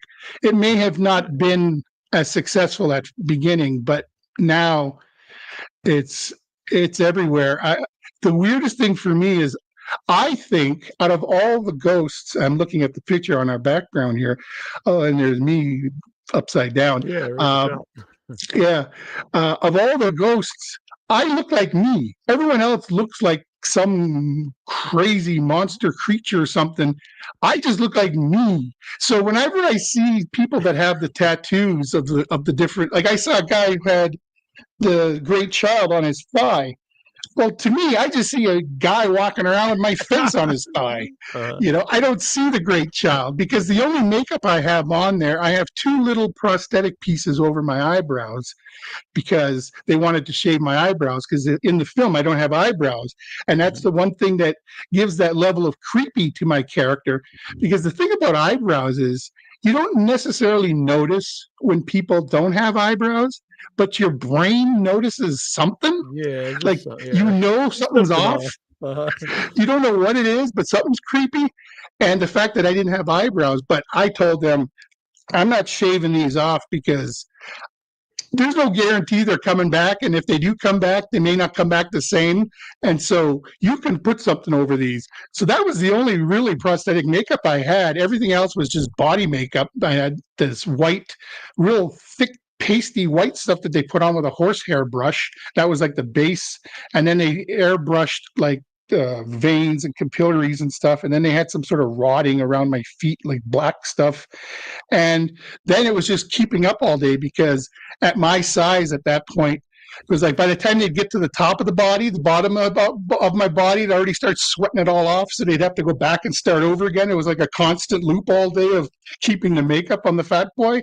And because it was, I had so much square footage, it took like 3 hours to do all this makeup, because they just had to keep painting me. I was in a makeup trailer with the Angry Princess. So you had the two naked ghosts in the same trailer. They basically had two beds, and I had a curtain down between the two beds. I was laying on the one, she was laying on the other, and then you had the same makeup people going back and forth, working on either one of us. She was just as naked as I was, but she had on the little pieces that were over my eyebrows. She had pieces about the same size, but they were like all over her body, and they had turned them into like scars and cuts and wounds and stuff. But all the other guys had full-on prosthetic makeup and full-on body suits and everything. So really, as hot as I was glad to just be in my underwear. Whereas, they had on full, like the Juggernaut and the Hammer, those full body suits. Yeah, they weren't they were attached to like diving suits. So they'd come in the morning and they'd get into their diving suit and zip it up, and boom, they're already up to here with their makeup. And then it's just putting the prosthetic makeup over their face. But it was it was a killer. You know, you'd come in like same with Scooby Doo. I'd come in to work at like 2 a.m, and the rest of the crew wouldn't show up until like 7:30, and I'd already be fully into my makeup. Look at that motley crew.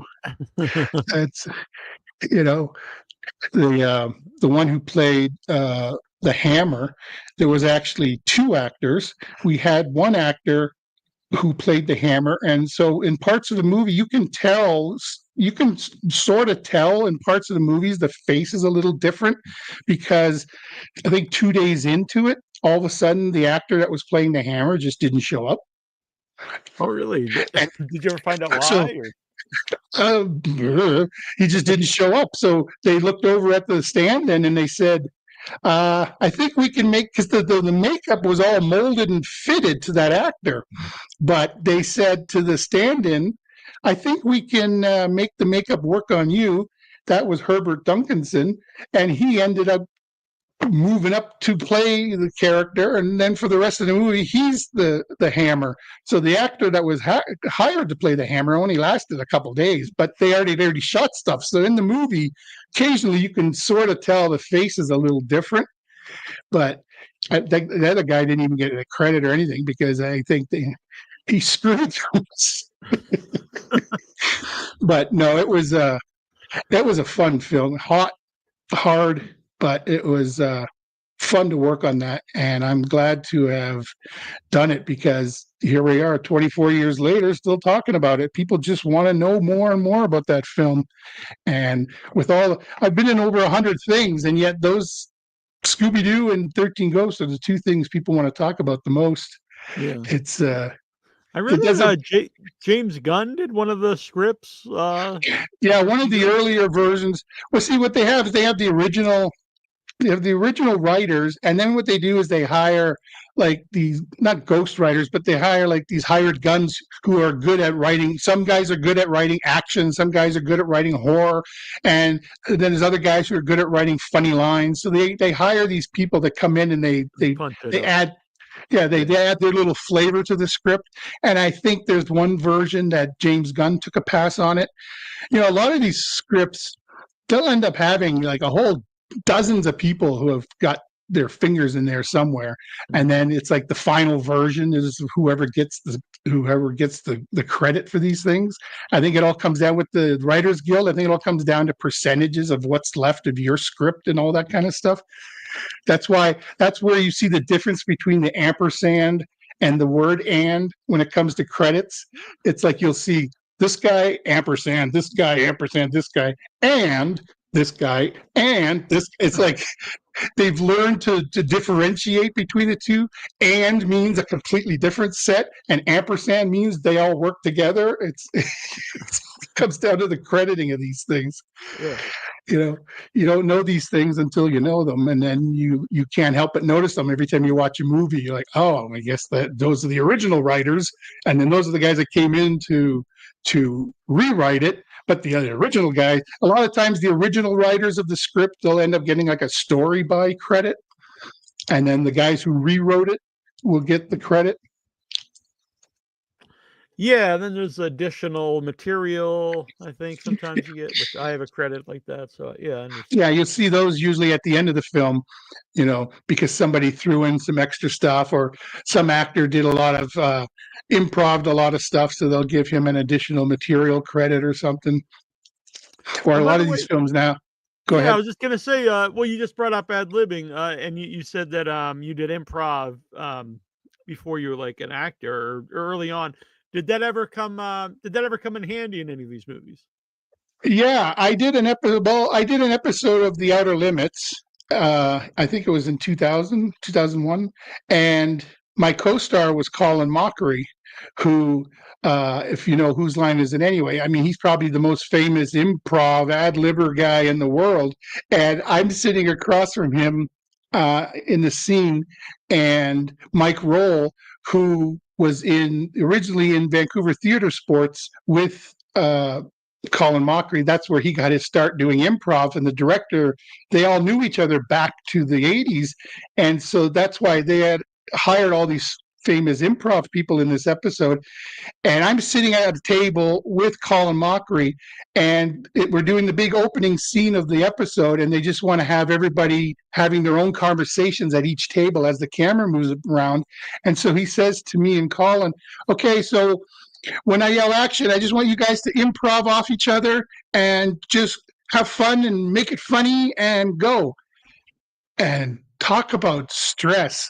You're sitting across from one of the most amazing improv actors in the world, and now you're told, now you got to keep up with him and you got to be funny. It's like, oh, God.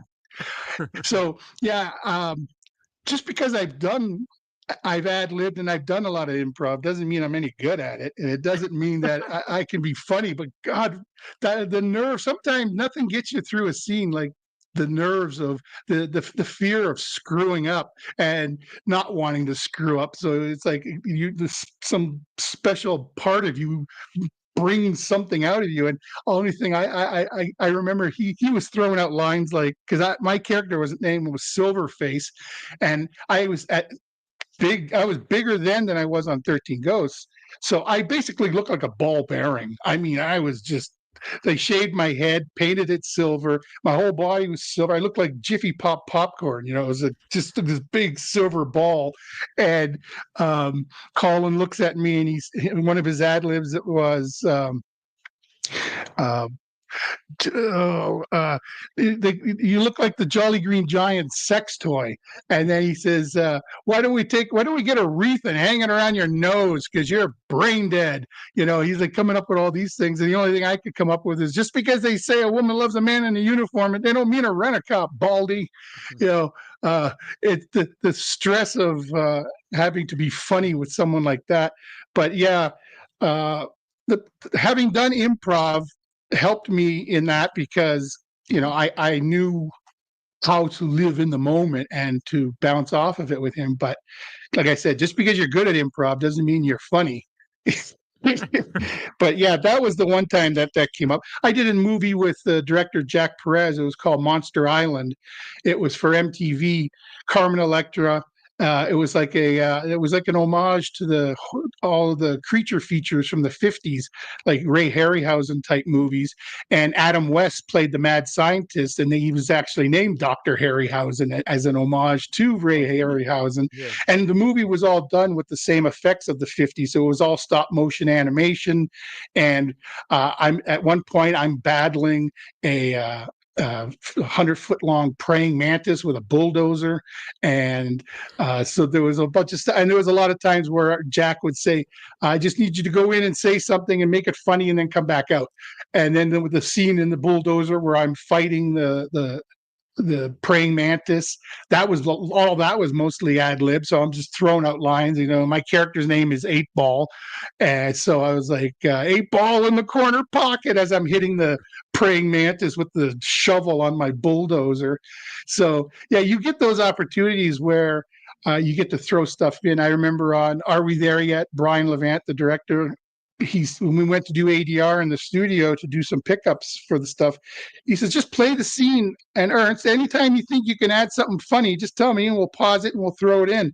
So it's always nice when you have the trust of the director that, they know what you're doing, and if they want something to be funnier than it is, hopefully you can pull something out of your ass and it will be funnier. But yeah, that a lot of that is just from the improv, the experience of having done it. It's not necessarily about being funny. It's just being able to do it on the spur of the moment. Lots of people, it's like if you're told to make it up, all of a sudden they go into panic. And that's the tricky part. On the Capote, that was the tricky part. They wanted me to improvise.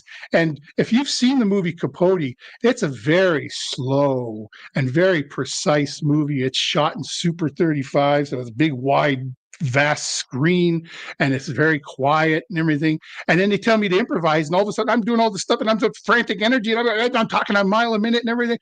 And at the end of the take, I just see Philip Seymour Hoffman and Bennett Miller, the director, walk off to the corner, and I could just see them whispering. And every so often I hear Ernst and Ernst and Ernst, and I'm like, oh my God, I just lost my job. I that's the end of my career. I've screwed up their movie. I didn't know what this movie was supposed to be like, and now I've just ruined it. And I realized that. At that moment, I think they realized that getting me to improvise was not going to be the right thing. So they basically, oh, sorry, this is completely a tangent to that. But the first time I met Philip Seymour Hoffman on that film, I knew Philip Seymour Hoffman as this guy, like a big schlubby looking guy with beard and a deeper voice, and that's what I was expecting to meet. I knew who Truman Capote was. And I still, even going to the film set, I still hadn't figured out how he was going to play Truman Capote. When he showed up on death row as Truman Capote, I didn't know he had lost all his weight. They had built the clothes that made him look smaller. His hair was slicked back and everything. So he walks into death row and he passes by us.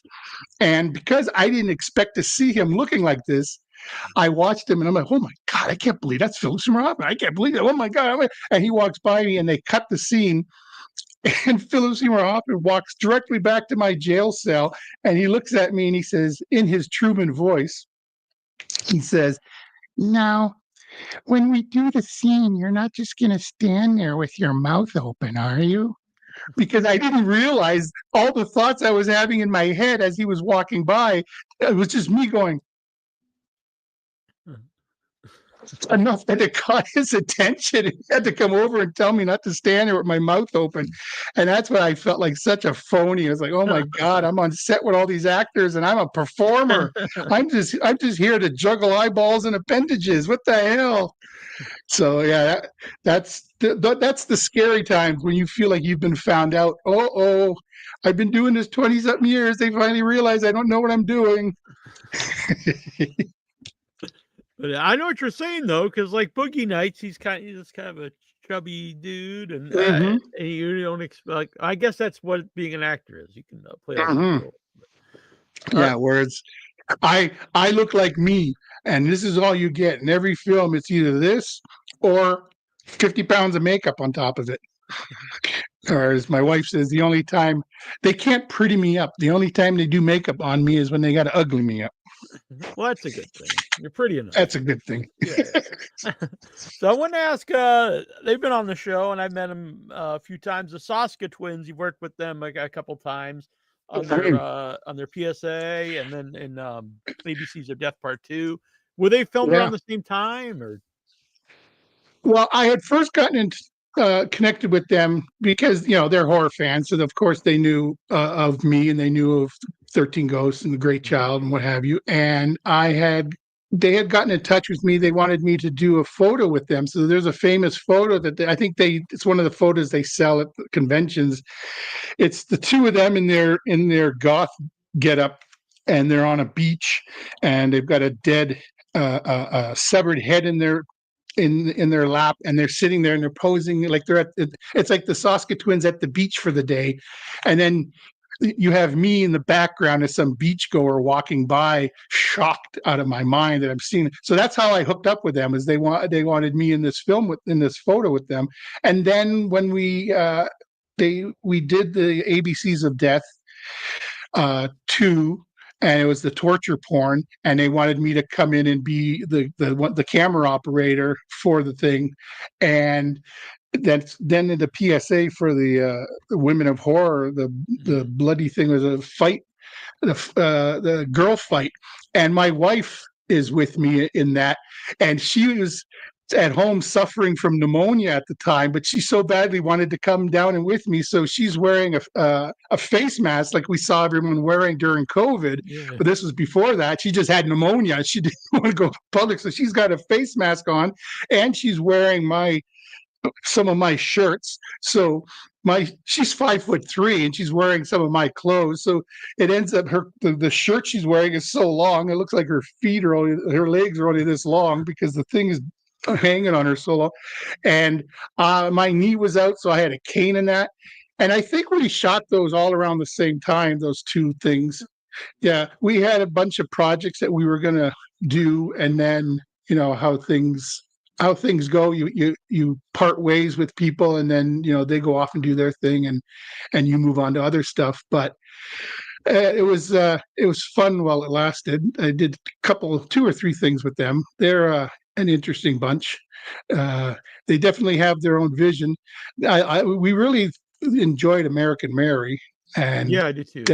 The dead hooker in a trunk was pretty. It was a pretty good calling card for their first feature. But I haven't really seen anything after that.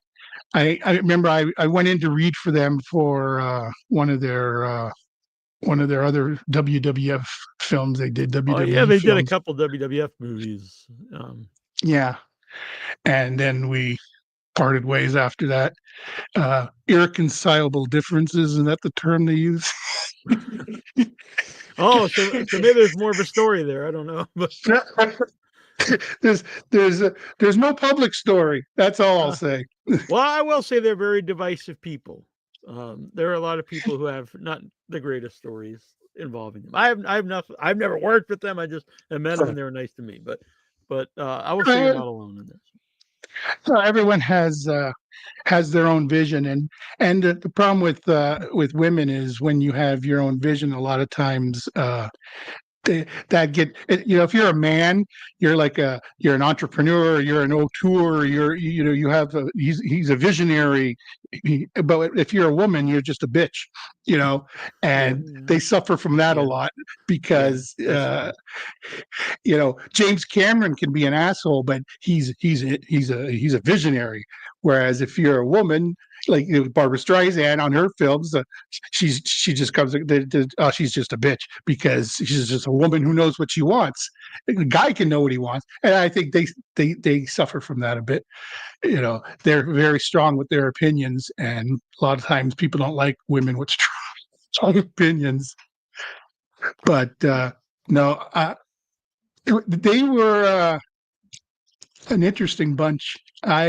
It took me until the last thing I did with them to figure out who was Jen and who was Sylvia. Now, whenever I see them, I can't not tell them apart. But yeah, I haven't heard much from them lately. I don't know if they're still doing stuff. I know they did a couple remakes. They did a remake of Rabid. Yeah, Rabid remake. Yeah, I'm not yeah.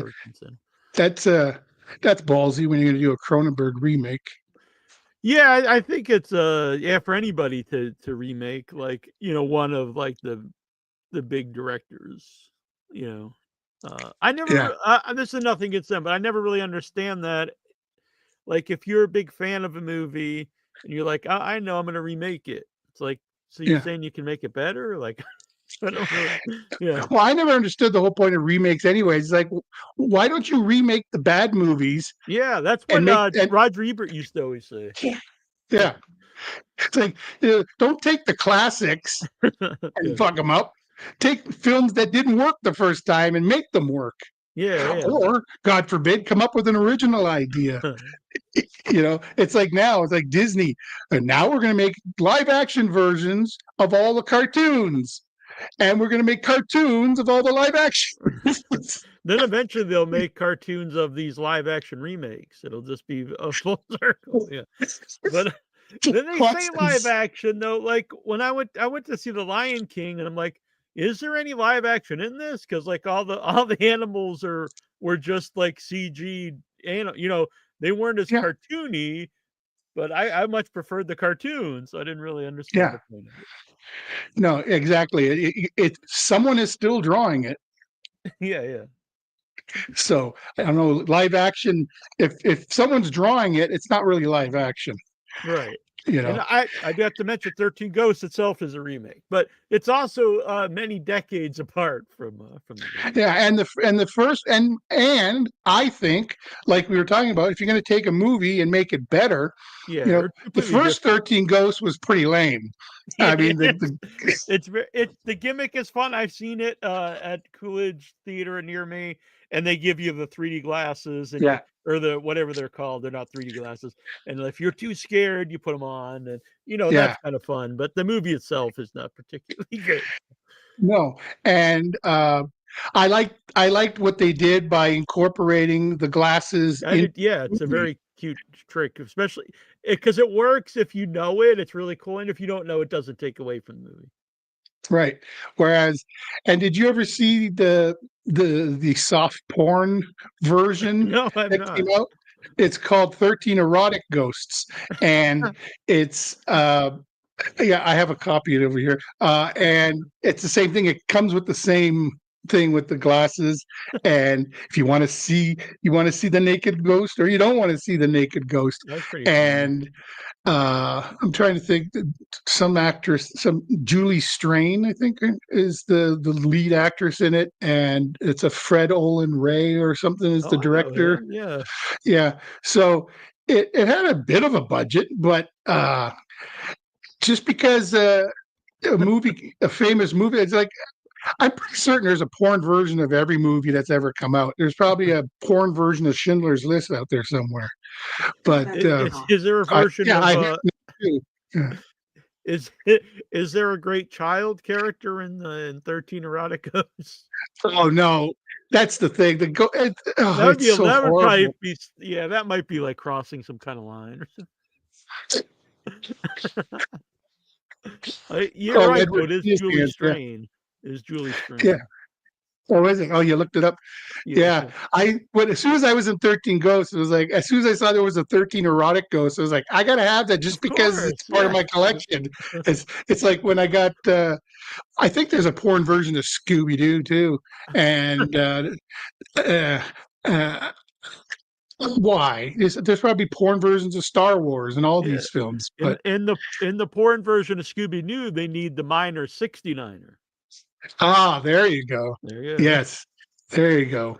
And the thing is, it's not even porn. It's like as I like to call it, it's the belly bouncing movies where you just see them bouncing up and down on each other's stomachs. You know, it's like, I'm sorry, you're a foot and a half away from the machinery. Nothing's happening there.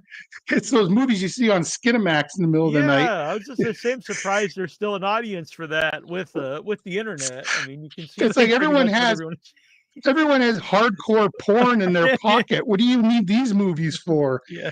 It's like fake sex. But yeah, 13 Erotic Ghosts. I've mentioned it now in a few interviews. I think, I got to stop. I'm promoting that movie more than anyone that ever made the movie promoted it.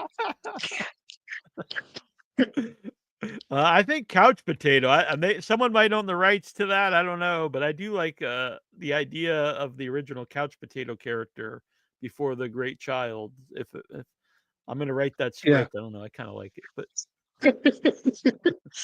But no, the now I've got the latest film I did is called the last one that came out was called Crawlspace, and that was with Henry Thomas, who from E.T. Elliot. Oh, cool. And so if you want to see the Great Child as an action star beating the crap out of Elliot from E.T., he deserves it. That was the last bit of the movie is him and I in the crawl space of a cabin. And I'll tell you, nothing made me feel older than being on my hands and knees day after day after day in this crawl space underneath. It's like, I still have a busted up shoulder. And that was 3 years ago from doing a big fight scene there.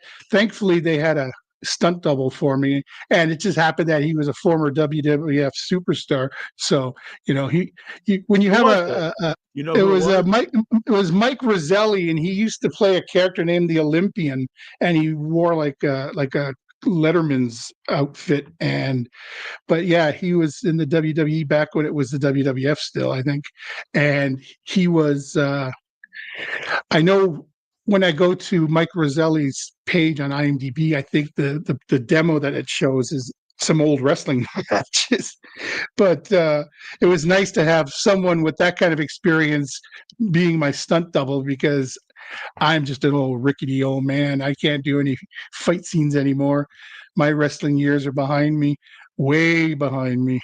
Did you used to wrestle? Well, see, that's the thing. I did amateur wrestling in high school, and then I was involved with a wrestling promotion. I was like, one of the ring boys, the guys that set up the rings and what have you, in the small town promotion.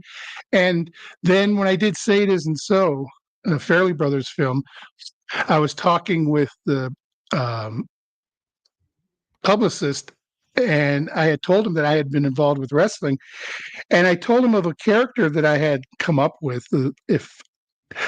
but I may not have filled in all the blanks, and I may have allowed him to.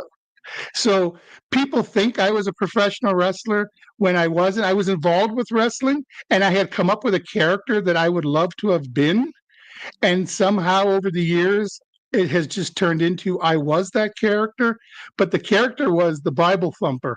And he had his head shaved like a cross. So he had like a mohawk from back to front and a mohawk from side to side. So I had like a cross on my head. I wore a black robe like a priest. I had a white collar. I had a big cross around my neck. And then when I would pin the guy, I would take out a little New Testament and I'd shove it down his throat. And that was the character I had come up with. So I started telling this publicist about this character, and then I was in wrestling, and this is the character I created. And the next thing you know, the press kit for Say It Isn't So comes out, and he's talking about me traveling the cities of Canada as the Bible thumper, and I'm like, oh shit, okay, I guess I'm a wrestler. And before you know it, that press kit ends up on the internet, and before you know it, someone has put it on Wikipedia, and now I noticed on IMDb it says I used to be a professional wrestler, so now I just go with it. I've gotten roles because of my wrestling experience.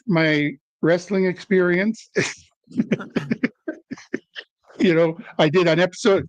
I told Chris Carter that story about the Bible thumper, and next thing I know, he hires me for Harsh Realm to play an Ultimate Fighter. I was like a zip fighter who, I was like a wrestler, but then I also had a digital zip version of myself that I had in a steel cage, and I came out and I put the steel cage down in this little wrestling ring, and I popped the top, and a little digital version of me runs out and is wrestling a digital version of another guy. So that was fun. And then I was supposed to do an episode of Honey, I Shrunk the Kids, the TV series, as a wrestler. I had been cast to play Bret the Hitman Hart's tag team partner. Not Jim the Anvil Neidhart, but no, I was supposed to play his wrestling partner, and because I have wrestling experience, and so I got booked to play his partner, and I was working on Dudley Do Right. I was working on that short film that I told you that it was originally called Catch Me If You Can with Tim Matheson, and then I was working on another film with Leslie Nielsen. So I was doing 3 films at the same time, back and forth, going from one to one, day here, 2 days here, 1 day, and then all of a sudden I get booked on this episode of Honey, I Shrunk the Kids in Calgary, Alberta, Canada. So I was going to have to fly out there to work on this thing with Bret the Hitman Hart. I got my plane tickets. Everything was finalized. I was just about to fly out, and I get a call from production that says, because this is shooting in Calgary and because Calgary is his hometown, he has never had a chance to act with his brother Owen, and he would like to do this episode and have Owen play his tag team partner. And, who am I? I'm just some nobody actor. So I was like, okay, whatever. And then a few months later, Owen Wilson died. So, I'm glad it worked out the way it did. I really didn't want to have to do another project when I was juggling 3 as it was. And I would have been found out in the first take that, oh, wait, this guy doesn't know what the hell he's doing. How did we hire this guy to play a wrestler? Because, all of a sudden, or he would have killed me. Yes. Next thing you know, I'm being brought down to the dungeon, and Stu is putting me in the headlocks and teaching me a thing or two. But no, I'm glad that didn't work out, and I'm glad he got to do the episode with his brother. Owen. But no, that's the thing. When you're a young actor and you like to embellish things, you be prepared for those things to come back and bite you in the ass later on in life.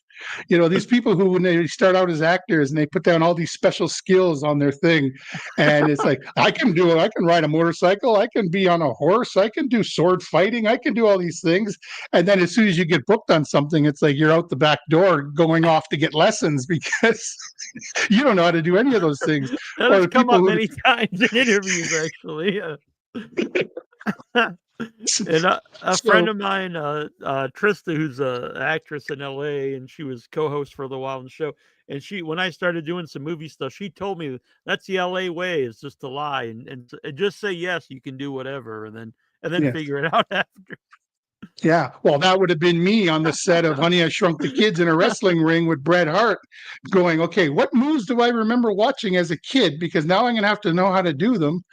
And I'm so glad that didn't work out. But yeah, if you have fantasies of being a wrestler, don't tell those stories to people as if you were a wrestler, because they're going to believe you. And next thing you know, you're all over the internet as a professional wrestler.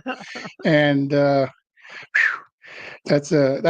almost came to bite me back in the ass. And I'm glad that didn't work out. And I'm glad it worked out for him.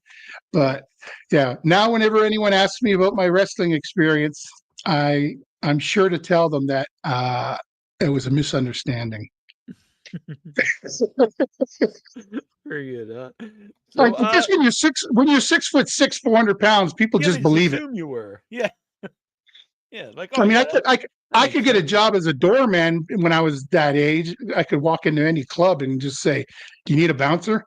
Because that was my resume, my size.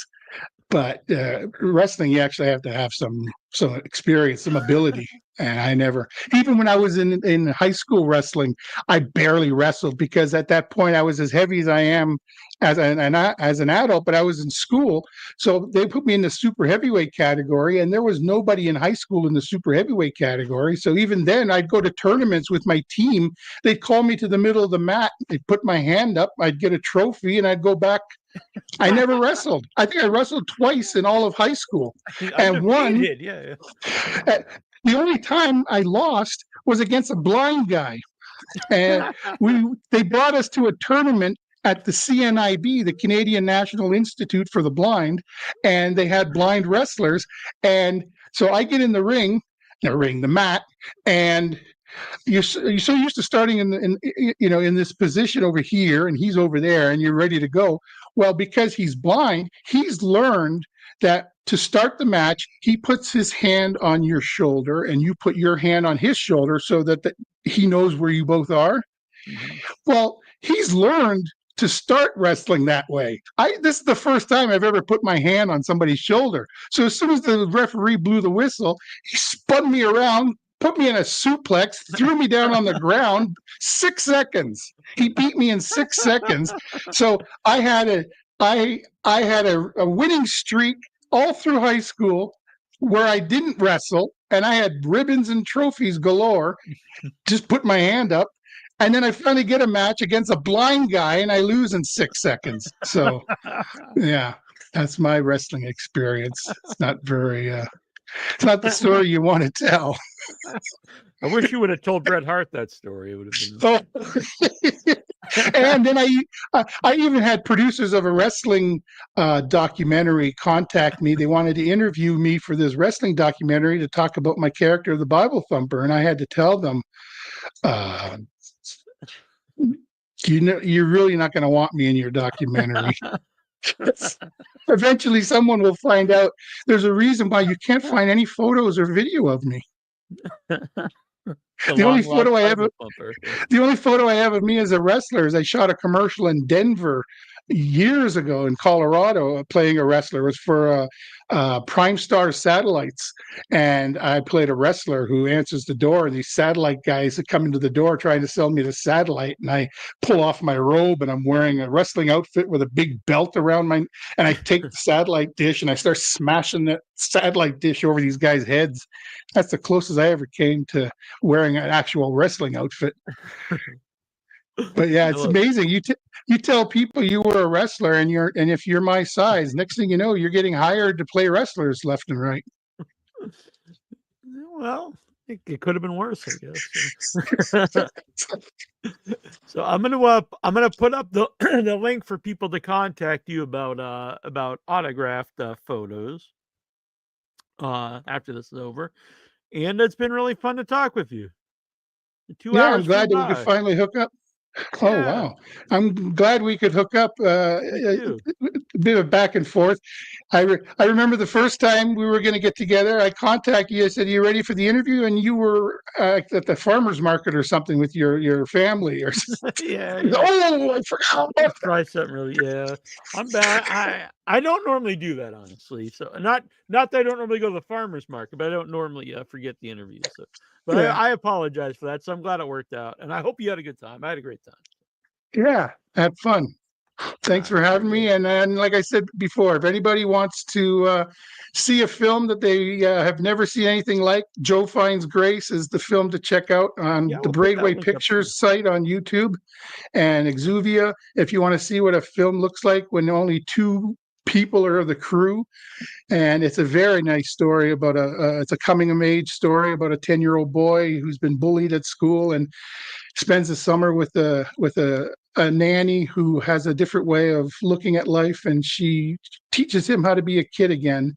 And if you want some signed prints of mine, go to my page and send me a message, hook up with me, and we'll do that. All right, sounds good. And then thanks again, and take care. And Thanks a lot. Thanks, we'll everyone. talk again sometime. All right. Okay. Bye-bye. Bye.